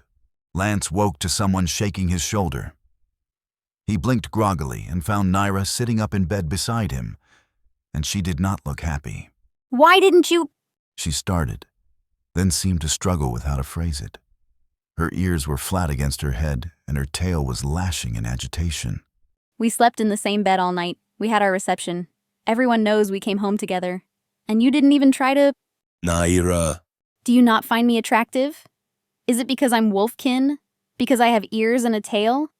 Because I'm not human enough for you? The words burst out of her, and Lance could see genuine hurt in her amber eyes. What? No! Lance stood up quickly. Naira, that's not it at all. You're beautiful. You're the most beautiful woman I've ever met. Then why? We didn't have a wedding night, and now we didn't even have a reception night. What am I supposed to think? Her voice cracked slightly. Lance realized he'd handled this completely wrong. He'd been trying to be respectful, but to Naira, it must have seemed like rejection. I'm sorry, I wasn't trying to hurt you. You were so tired, and I didn't want to take advantage of you when you could barely keep your eyes open. I was trying to be a gentleman, he said, taking a step toward her. I don't need you to be a gentleman. I need you to want me. Naira said, her voice softer now but still hurt. I do want you. Naira, I want you so much it terrifies me sometimes. But I also respect you, and I didn't want our first time together to be when you were too exhausted to even stay conscious, Lance said, his voice rough. Naira's ears perked up slightly. Really? You really want me? Yes, Lance said firmly. He closed the distance between them and gently tilted her chin up so she was looking at him. I think about you constantly. When you smile, my whole day gets brighter. When you laugh, I want to do anything to hear it again. When you touch me, even just holding my hand, it feels like lightning in my veins. You're amazing, Naira. Never doubt that. Naira's eyes had gone wide, and her tail had started wagging slowly. Lance. I'm sorry I made you feel unwanted. That was never my intention. I was trying to do the right thing, but I should have considered your feelings. Lance continued. You're doing it again. Naira said softly. Doing what? Being too kind, too thoughtful. She reached up and touched his face gently, her fingers tracing along his jaw. I'm not used to it. Most men would have just... But you always think about me first. You deserve to be thought about first. Lance said. Naira's tail started wagging harder, and then suddenly she jumped up, wrapping her legs around his waist and her arms around his neck. Lance caught her automatically, his hands supporting her as she looked directly into his eyes. I'm ready now. I'm very awake, I promise. And I want you, Lance. I want my husband. She said, her voice breathless but certain. Lance felt his breath catch at the intensity in her amber eyes. There was no doubt there, no uncertainty. Just want and trust and something deeper that made his heart race. Are you sure? He asked one more time, giving her every chance to change her mind. In answer, Naira leaned in and kissed him. Unlike their first kiss at the reception, which had been sweet and tentative, this kiss was hungry and demanding. Her tail wrapped around his leg, and Lance realized that his wife, despite often being timid and shy, had a wild side that was coming out to play. This time he didn't hold back. Much later, as they lay tangled together in the furs, Naira's head on his chest and her tail draped across his legs, Lance felt more content than he'd ever been in his entire life. That was... Naira started, then seemed to struggle for words. Yeah, it really was. Lance agreed, running his fingers through her silver hair. Naira tilted her head up to look at him, and her eyes were soft and warm. I love you, Lance. I know it's fast, and maybe I shouldn't say it yet, but I do. I love you. Lance felt his throat tighten with emotion. I love you too, Naira, more than I knew was possible. She smiled, bright and genuine, and her tail wagged contentedly. Then she settled back against his chest with a happy sigh. Outside, the village was waking up to a new day. But inside the dignitary house, the newlyweds stayed in bed a while longer, simply holding each other and marveling at how drastically their lives had changed, and how grateful they both were for it. The days that followed the reception fell into a comfortable rhythm. Lance and Naira would wake together, make breakfast, and then go about their day helping around the village. Lance found that there was always work to be done, repairs needed, hunting parties to join, gardens to tend. The wolfkin welcomed his help, and he found genuine satisfaction in being part of a community again. But the most surprising development came on the third day after the reception, when Kira knocked on their door with 3 of her friends in tow. Naira said you know how to read the goddess's scripture, and that you've been teaching her. We'd like to learn too, if you're willing. Kira said without preamble. Lance blinked in surprise. You want me to teach you? Why not? We worship the goddess, but we don't know much beyond the basic prayers and stories our parents taught us. If you have access to the actual words she spoke, we want to hear them. One of the other girls said. So Lance invited them in, pulled out his scripture, and began to teach. He started with the creation story, just as he had with Naira, and watched as the young women listened with rapt attention. They asked thoughtful questions, made connections he'd never considered, and genuinely engaged with the material in a way that reminded Lance of why he'd wanted to become a priest in the first place. The next day, those 4 women brought 6 more friends. The day after that, the group had grown to 15. Word spread quickly through the village that the human was teaching about the goddess, and more people kept showing up each day. Within 2 weeks, Lance found himself teaching outside under the shade of a large oak tree because there were too many people to fit inside the dignitary house. Wolfkin of all ages gathered to hear him read and explain the scripture. Children sat in the front, their ears perked up with curiosity. Adults stood in the back, listening intently. Even some of the elders came to hear what the human had to say about their shared faith. Lance had never seen anything like it. In human lands, scripture study was often treated as a duty, something required but not necessarily desired. Here, the wolfkin were hungry for it. They wanted to understand, wanted to learn, wanted to grow closer to the goddess they worshipped. Why do you think they're so eager? Lance asked Naira one evening as they prepared for bed. Naira was brushing out her silver hair, and her tail swayed contentedly as she spoke. Because we've been starving for this. We've always known the goddess loved us, but we didn't have her words. We didn't know what she actually wanted from us or how she saw us. Now we do, and it's wonderful, Lance. You're giving us a gift we didn't even know we were missing. Naira said simply. Lance felt a swell of emotion in his chest. This was what the goddess had intended. He was certain of it now. Not for humans to hoard knowledge and use it to claim superiority, but to share it freely with all who sought understanding. Chief Kale attended the teachings as well when his duties permitted. He never interrupted or questioned, just listened with thoughtful attention. After one particularly well-attended session, Kale pulled Lance aside. You're doing good work here. My people are learning, growing in their faith. For generations, we've worshipped the goddess with only fragments of knowledge passed down through stories. Now, thanks to you, we're finally hearing her actual words. I can't tell you how much that means to us. The chief said, his tone sincere. Lance felt a warmth spread through his chest at the genuine gratitude in Kale's voice. It's my honor to teach them. They're so eager to learn, so sincere in their devotion. Honestly, I think I'm learning as much from them as they are from me. That's the mark of a true teacher. My daughter chose well when she married you, even if neither of you realized you were choosing at the time. Kale said, smiling. Lance chuckled at that. I suppose fate has a sense of humor. The goddess works in mysterious ways. Kale agreed, clapping him on the shoulder warmly. Life was good. Better than good. Lance woke each morning next to the woman he loved, spent his days doing meaningful work, and fell asleep each night, feeling fulfilled in a way he'd never experienced during his years in the military or the church. Naira was radiant with happiness, her tail constantly wagging, her laughter filling their home. She helped him prepare for his teachings, offering insights from a wolf-kin perspective that enriched his understanding of the scripture. Everything was perfect. And then the soldiers arrived. Lance was in the middle of teaching when one of the village scouts came running up, slightly out of breath. Human soldiers, 10 of them approaching from the east, The scout said.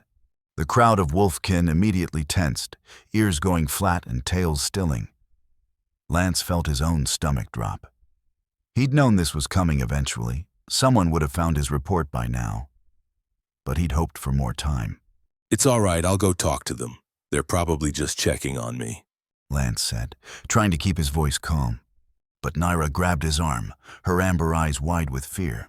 What if they try to take you away? They can't force me to leave. I need to handle this. Please, everyone stay here. Don't do anything that might be seen as aggressive, Lance said, hoping that was true. He turned to the gathered crowd. Kale had appeared at some point during the commotion. I'll come with you, as will Naira. They should see that you're not alone here, he said. The three of them walked toward the edge of the village, where the soldiers had stopped. Lance recognized the uniforms immediately. These were from his old unit. As they got closer, he recognized some of the faces too. Men he'd served with, trained with. They looked dusty and tired from the journey, and their expressions ranged from confusion to barely concealed disgust as they took in the wolf-kin village. The soldier in front, a lieutenant named Marcus, spotted Lance and his eyes widened. Lance, is that really you? Hello, Marcus. Lance said evenly. Marcus looked him up and down, taking in his civilian clothes and the wolf-kin standing beside him. We got your report. Command was worried you'd been captured or coerced. They sent us to retrieve you and assess the situation. As you can see, I'm fine. Better than fine, actually. You're living with wolfkin. You've abandoned your post. Another soldier said, his tone making it clear what he thought of that. I haven't abandoned anything. My mission was to monitor the wolfkin and maintain border security. I'm doing exactly that, just from a better position than a remote outpost, Lance said firmly. Marcus's eyes shifted to Naira, and his expression became guarded. Is this the Wolfkin from your report, the one you helped? Yes, this is Naira. And you've been living here with them all this time? Did they force you to stay? Coerce you somehow? Marcus asked, suspicion creeping into his voice. No one forced me to do anything. I stayed of my own free will, Lance said firmly. So she convinced you to abandon your post? Turn your back on your people? Another soldier spoke up, his tone accusatory. Naira is my wife. We're married according to Wolfkin law, Lance said, the words coming out stronger than he'd intended. The soldiers stared at him in shocked silence for a moment. Then someone muttered, By the goddess, he's really done it. He's married an animal. Lance's jaw clenched. Oh, watch your mouth. Or what? You going to defend these beasts over your own kind, over the goddess herself? The soldier sneered. The goddess loves all her creations.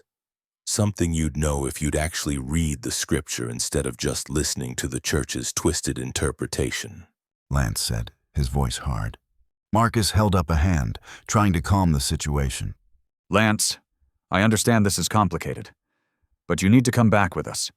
Command wants a full report, and the church is already asking questions. If you come back now, explain the situation. Maybe this can all be sorted out. There's nothing to sort out. I'm staying here. You can't be serious. You're throwing away everything. Your career, your people, your faith, for a Wolfkin woman? Marcus said, his voice rising in disbelief. I'm not throwing anything away. I'm choosing what matters.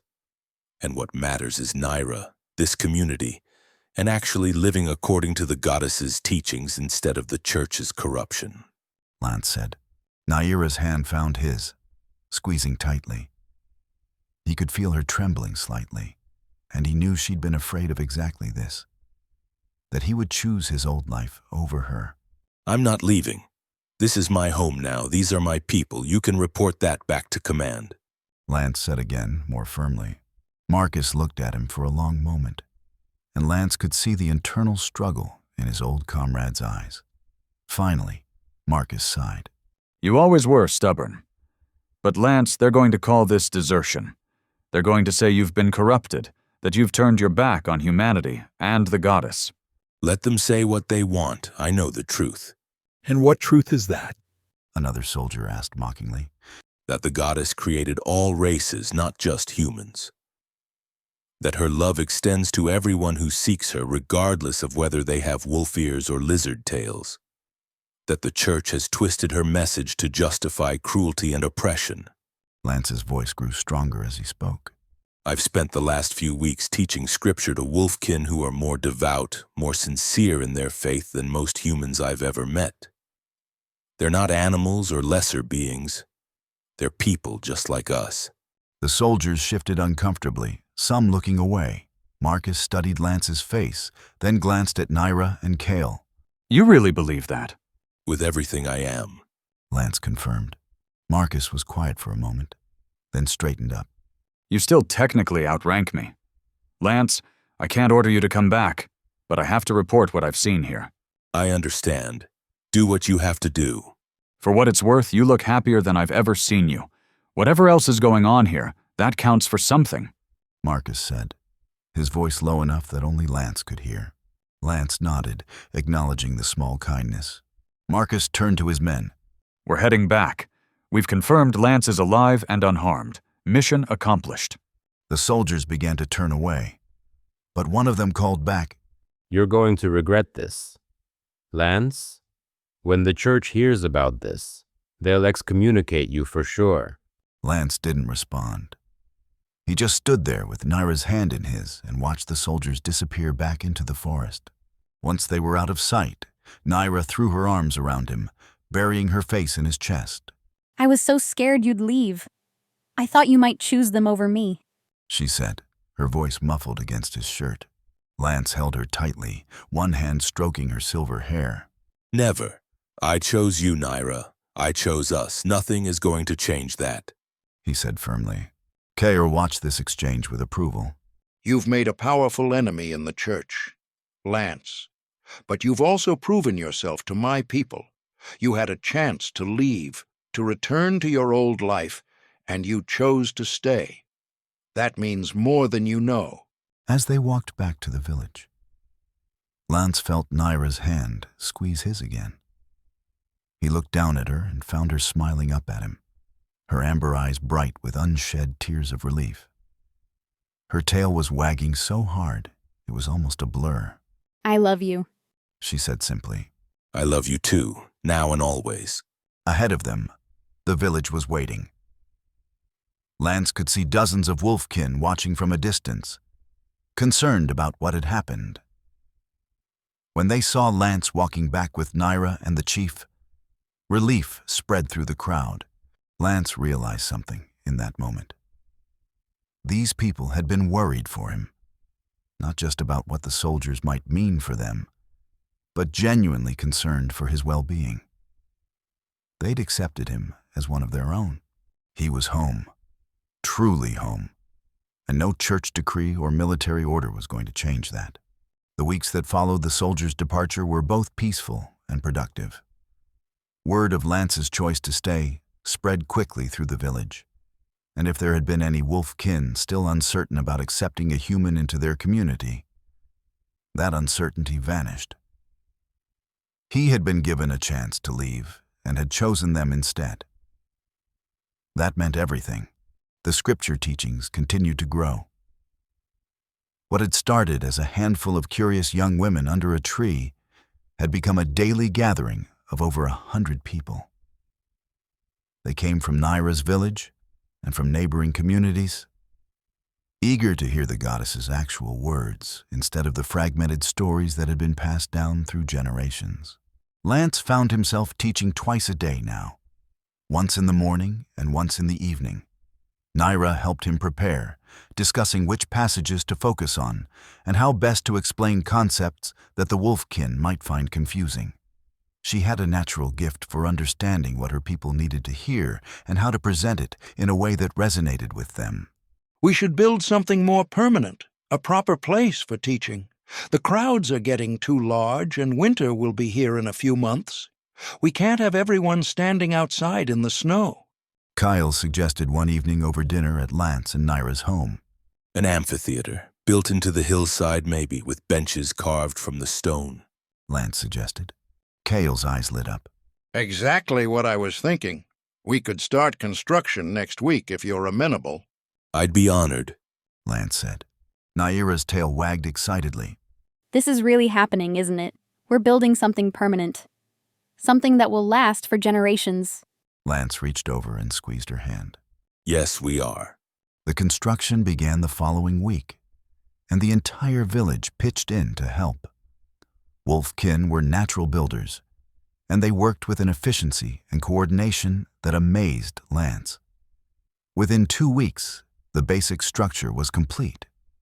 A beautiful amphitheater carved into the hillside with tiered seating that could accommodate several hundred people. Lance stood at what would be the teaching platform and looked out at the empty seats, imagining them filled with eager students. This was real. This was permanent. He wasn't just a temporary visitor anymore. He was building a legacy here. What are you thinking about? Naira asked, coming up beside him. Her hand found his automatically, their fingers intertwining. Just marveling at how much my life has changed.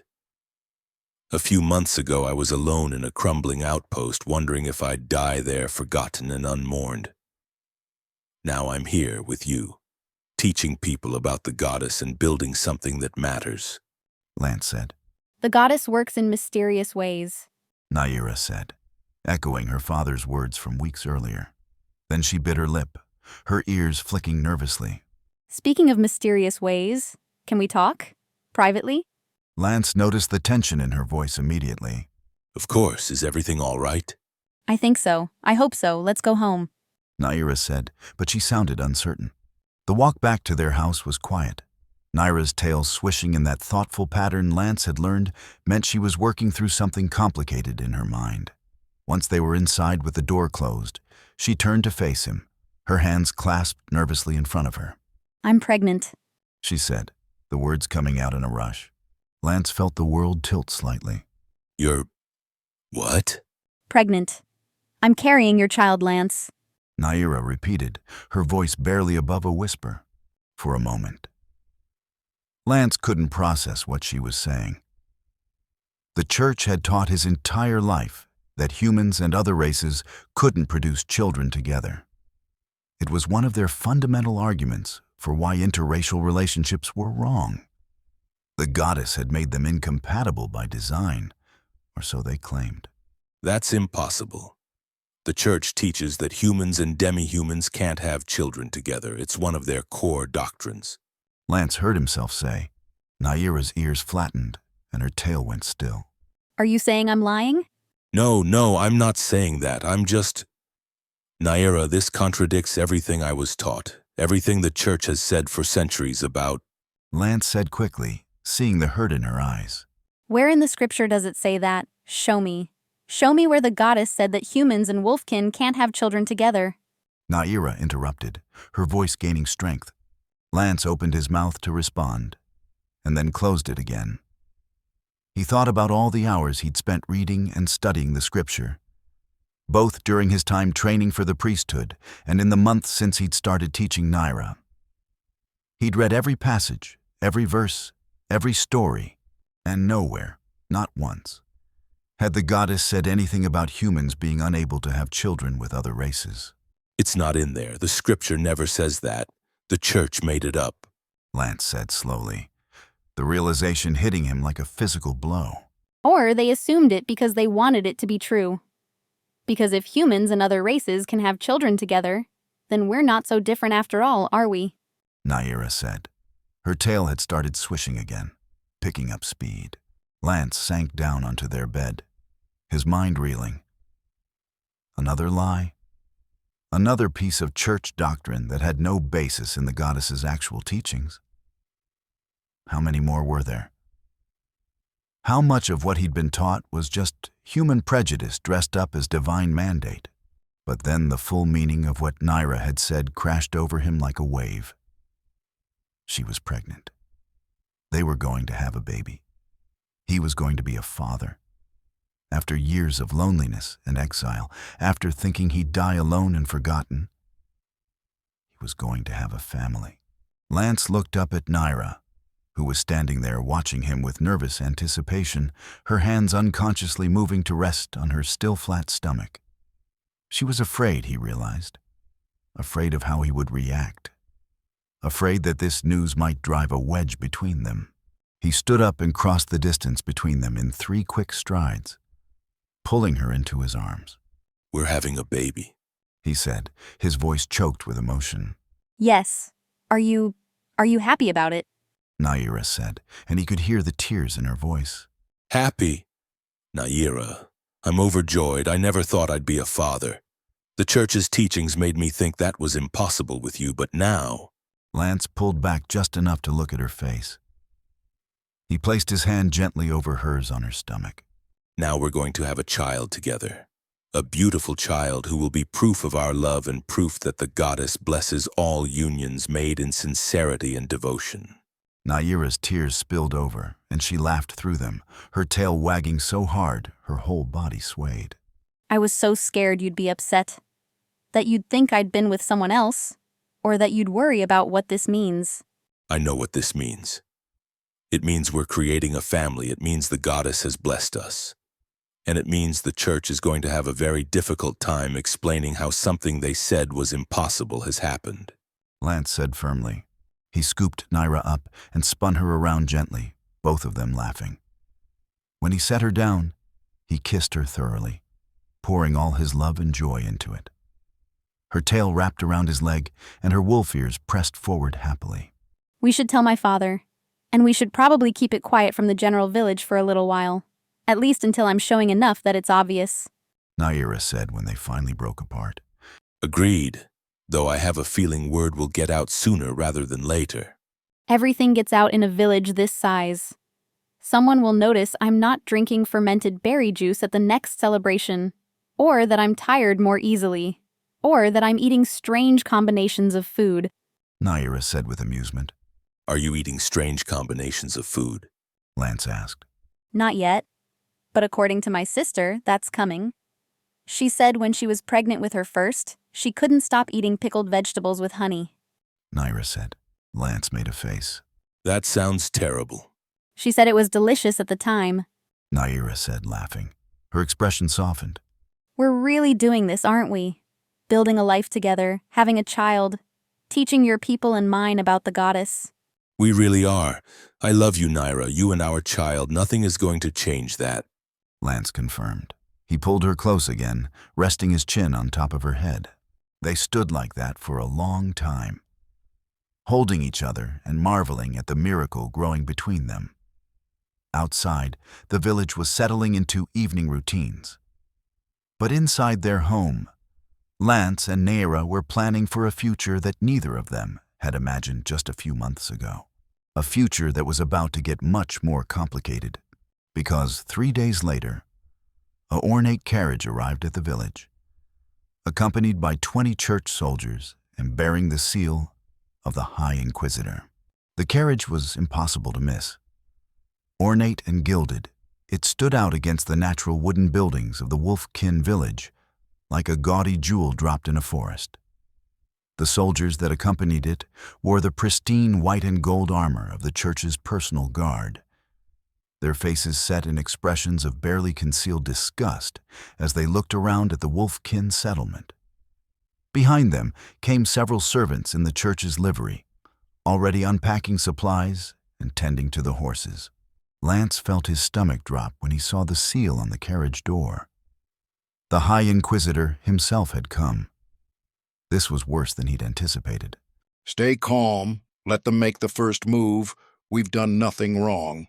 Kale said quietly, appearing at Lance's side. The chief's expression was neutral, but Lance could see the tension in his shoulders. Naira grabbed Lance's hand, her tail tucked low with anxiety. I'm scared, she admitted. I won't let anything happen to you. We face this together, and I'll protect you no matter what, Lance said firmly, squeezing her hand. The carriage door opened, and a man stepped out, who could only be the High Inquisitor. He was tall and thin, with sharp features and cold gray eyes that surveyed the village with open contempt. His robes were pristine white with gold embroidery, and he wore enough religious symbols to outfit a small chapel. Behind him came 4 other clergymen, and Lance's heart skipped when he recognized one of them, Father Edmund. His old teacher from the seminary, the man who had taught him to read scripture and had encouraged his questions about theology. Edmund looked older now, with more gray in his hair, but his eyes were still kind. When he saw Lance, something complicated flickered across his face. Surprise, concern, and maybe disappointment. The Inquisitor's lip curled as his gaze swept over the assembled wolfkin. Disgusting. To think a human would willingly live among such creatures, he muttered, loud enough for everyone to hear. Lance felt anger flash through him, but Kale's hand on his shoulder kept him steady. Let him show his true colors, the chief whispered. The Inquisitor's eyes finally landed on Lance. You, Lance Thorne of the King's military, step forward. Lance released Naira's hand and walked forward, keeping his expression neutral. High Inquisitor. Do you know why I'm here? The Inquisitor asked, his voice dripping with disdain. I can guess, Lance said evenly. Your commanding officers filed a report. They said you've abandoned your post, married one of these animals, and are living among them by choice. The Inquisitor's nose wrinkled as if he'd smelled something foul. I came to see if it was true, or if you'd been coerced somehow. But looking at you now, his eyes raked over Lance's civilian clothes, his relaxed posture. I can see you've gone native willingly. I have. These people welcomed me. They've shown me more kindness and genuine faith than I ever experienced in the church. The Inquisitor's face flushed with anger. Kindness? Faith? These creatures know nothing of the goddess. They're barely more intelligent than the actual wolves they're named after. That's not true. They worship the goddess with sincere devotion. I've been teaching them from the scripture, and they understand her message better than most humans I've known, Lance said, his own anger rising now. You've been teaching them? You've been sharing the sacred scripture with animals? The scripture written in dragon tongue specifically to keep it from the unworthy. The Inquisitor looked appalled. The goddess's words are for all her children, not just humans. That's what the scripture actually says if you bothered to read it instead of just using it to justify your prejudice. Lance said firmly. One of the other clergymen gasped at Lance's audacity. But Father Edmund was watching with an unreadable expression. The Inquisitor's face had gone from flushed to nearly purple. "How dare you lecture me on Scripture? I am a High Inquisitor of the Divine Church. I've devoted my entire life to understanding the goddess's will." Then you should understand that she created all the races, that she gave each of them different gifts and purposes, that she commanded us to share her word with all peoples, not hoard it like gold. Lance shot back. "Enough! You will cease this heresy at once. You will denounce these creatures and return with us to face judgment for your crimes." The Inquisitor pointed a trembling finger at Lance. "No," Lance said simply. The Inquisitor's eyes widened. "No?" "I'm not leaving. This is my home. These are my people. And I'm not going to pretend otherwise just to make you comfortable," Lance said. "Your people? You've truly lost your mind. Tell me, where is this animal you supposedly married? Let me see what was worth throwing away your soul for." The Inquisitor laughed, a harsh and ugly sound. Naira had been standing at the edge of the crowd. But now she stepped forward, her chin raised despite the fear Lance could see in her eyes. I'm his wife. The Inquisitor looked her up and down with such contempt that Lance felt his hands ball into fists. This mangy creature is what you chose over the goddess?" "Watch your mouth," Lance said, his voice deadly quiet. "She has wolf ears, a tail. She's an animal that can speak, nothing more. How can you stand to—" "I said watch your mouth," Lance repeated, taking a step forward. Father Edmund stepped between them, his hands raised placatingly. "Lance, please, let's discuss this calmly. I understand you've formed an attachment to these people. But you must see that this path leads nowhere good. The church will excommunicate you. You'll be branded a heretic. Is that really what you want?" Lance looked at his old teacher and saw genuine concern there. Edmund wasn't like the Inquisitor. He wasn't motivated by hatred or contempt. He truly believed he was trying to save Lance's soul. "Father Edmund, I know you mean well, but the church's teachings are wrong. I've read the scripture more carefully than I ever did in the seminary. The goddess never said humans were superior. She never said we couldn't marry other races. Those are doctrines the church created to justify cruelty and oppression." "That's not true," Edmund said, but he sounded less certain than the Inquisitor. "It is true. Show me in the scripture where it says humans and demi-humans are incompatible. Show me where the goddess forbids interracial marriage. You can't, because it's not there," Lance said. "Everyone knows that humans and lesser races can't produce children together. The goddess made you incompatible by design. That alone proves they're not meant to be equal to us." The Inquisitor interjected, his voice smug. Lance felt Naira tense beside him. This was the moment. They'd agreed to keep the pregnancy quiet, but now it seemed the goddess had other plans. You're wrong. That's not true at all. Naira said, her voice clear despite her nervousness. The Inquisitor laughed. "Of course it's true. It's one of the fundamental—" I'm pregnant. I'm carrying Lance's child. Your fundamental truth is a lie. Naira said, cutting him off. The silence that followed was absolute.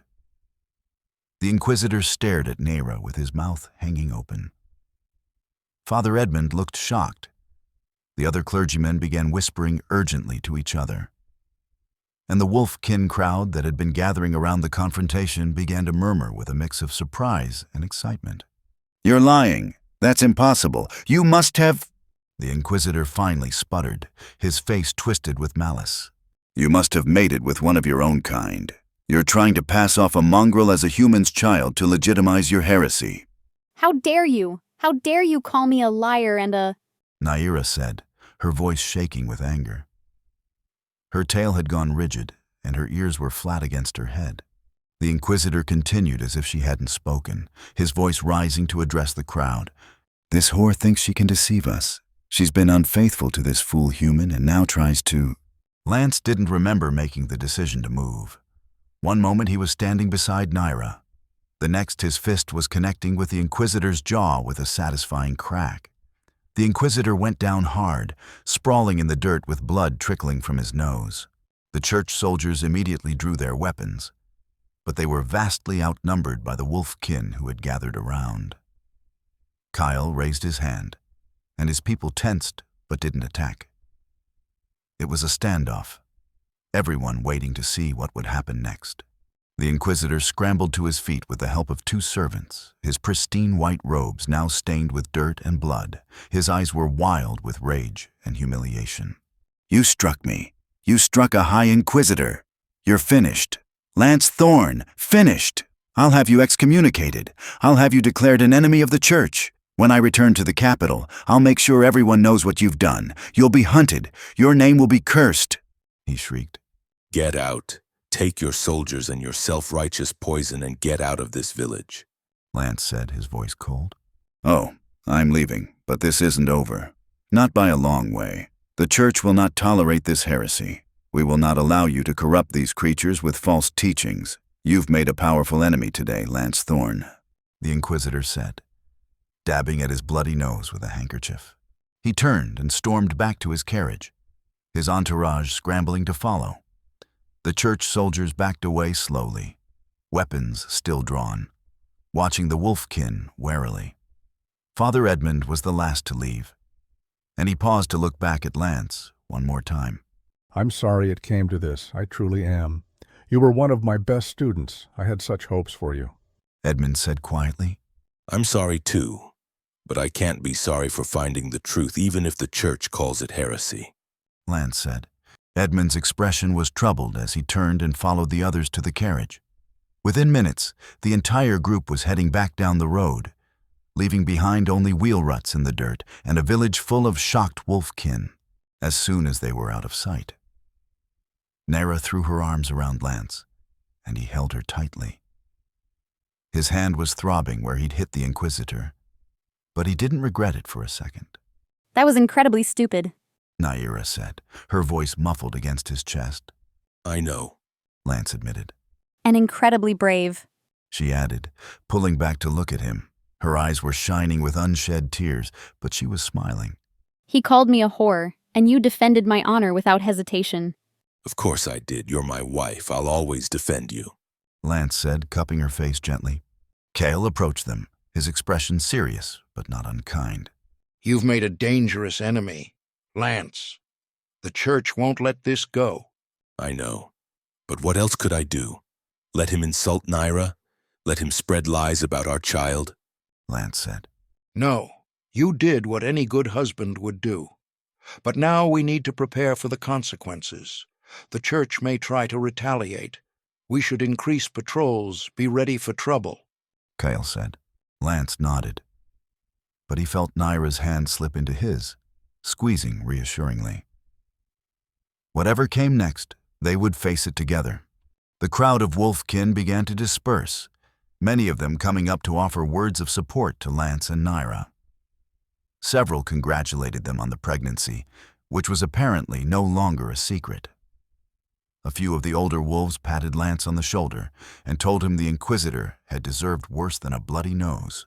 As the sun began to set and they walked back to their home, Lance felt an odd sense of peace despite everything that had happened.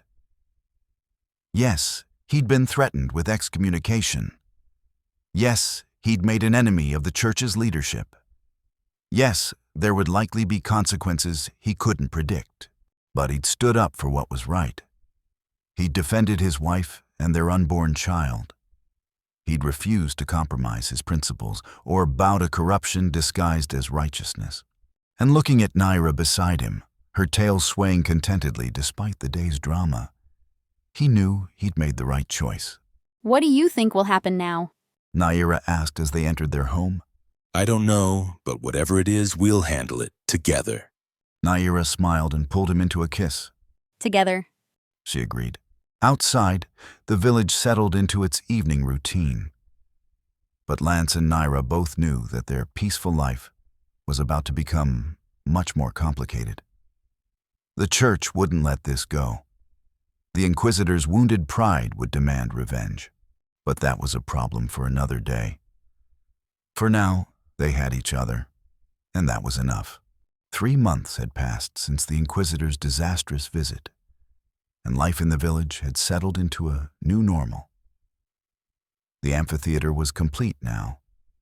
A beautiful structure carved into the hillside with tiered stone seating that could hold nearly 300 people. Lance taught there twice daily, and the crowds had only grown larger as word spread to neighboring wolfkin communities about the human who shared the goddess's scripture freely. Naira was visibly pregnant now, her belly swollen with their child. She moved more carefully these days, one hand often resting protectively on her stomach. Her tail had taken to wrapping around Lance whenever they stood close together, as if she needed the physical connection to feel secure. The entire village had embraced the pregnancy with joy, already planning celebrations for when the baby arrived. Several of the village elders had proclaimed it a blessing from the goddess, proof that she approved of the union between human and wolf kin. Lance stood at the teaching platform in the amphitheater, reading from a passage about the goddess's love for all her creations.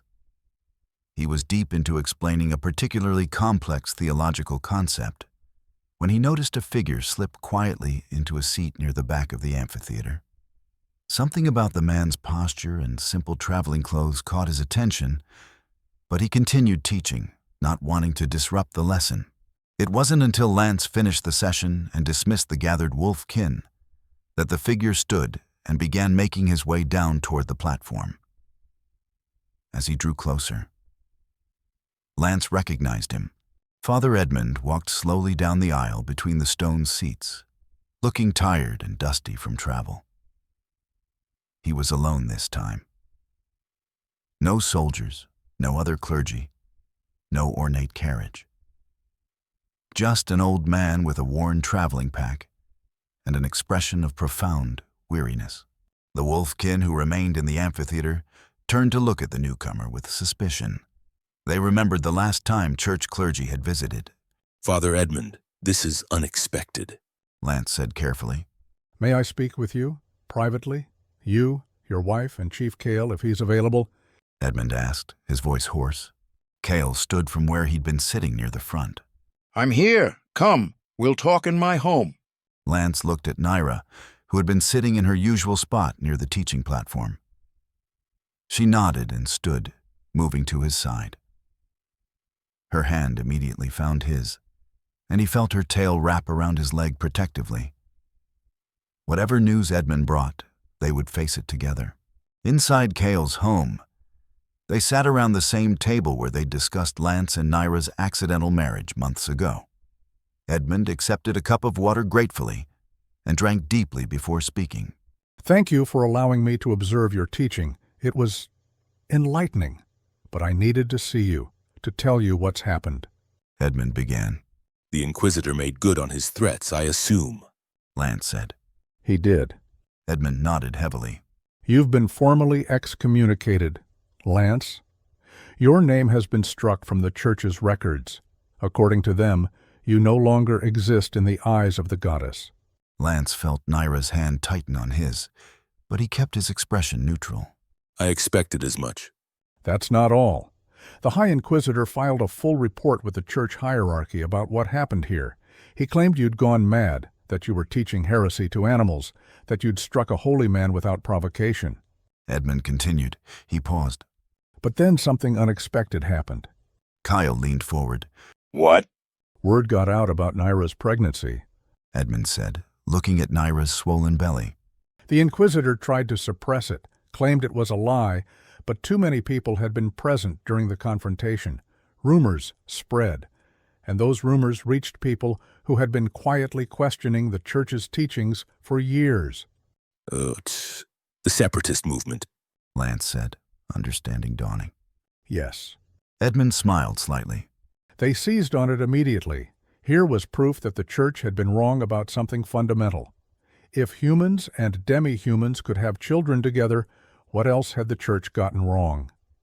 The theological debates that followed were intense. I've never seen the Capitol in such an uproar. Good. They should question. They should doubt. Naira said firmly, her tail swishing with satisfaction. Edmund looked at her with something that might have been respect. The church tried to maintain that you must have been unfaithful, that the child couldn't possibly be Lance's. But that argument rang hollow. Everyone present at the confrontation saw your reaction, saw Lance's protective fury. And the separatists seized on the simple question, if it's truly impossible, why would the church need to argue so vehemently against it? The very act of denying it gave the rumor credibility. So what happened? Lance asked. Political chaos, Edmund said simply. The church demanded action against you, called for you to be captured and tried for heresy. But the king... He paused, choosing his words carefully. The king is a pragmatic man. He saw an opportunity in the midst of the chaos. Kale's eyes narrowed. What kind of opportunity? The war with the lizard men has been costly. Supplies, soldiers, gold, it's draining the kingdom's resources.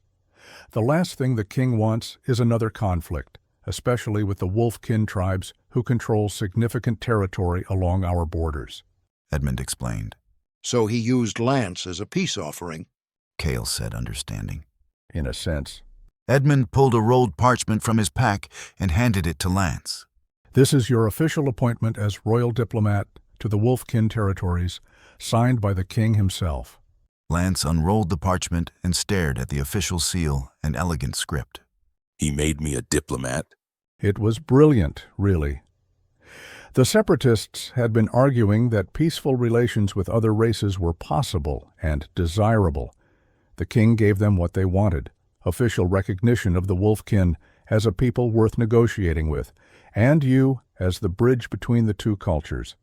At the same time, he neutralized the church's demands for your arrest by giving you an official government position. They can't touch you without creating a constitutional crisis. Edmund said. And it keeps me far away from the capital where I can't cause more trouble. Lance added wryly. That too, Edmund admitted. Various factions are trying to use you as a symbol for their causes. It's better for everyone if you stay out here, doing whatever it is you're doing. Teaching. I'm teaching people who want to learn about the goddess, Lance said. Edmund was quiet for a moment, then said softly, I know. I sat through your entire lesson. It was beautiful. Lance, the way they listened, the questions they asked, the genuine devotion in their eyes. He looked down at his hands. I've been teaching in the seminary for 20 years, and I've never seen students that engaged, that hungry for understanding. Because we've been starving for it.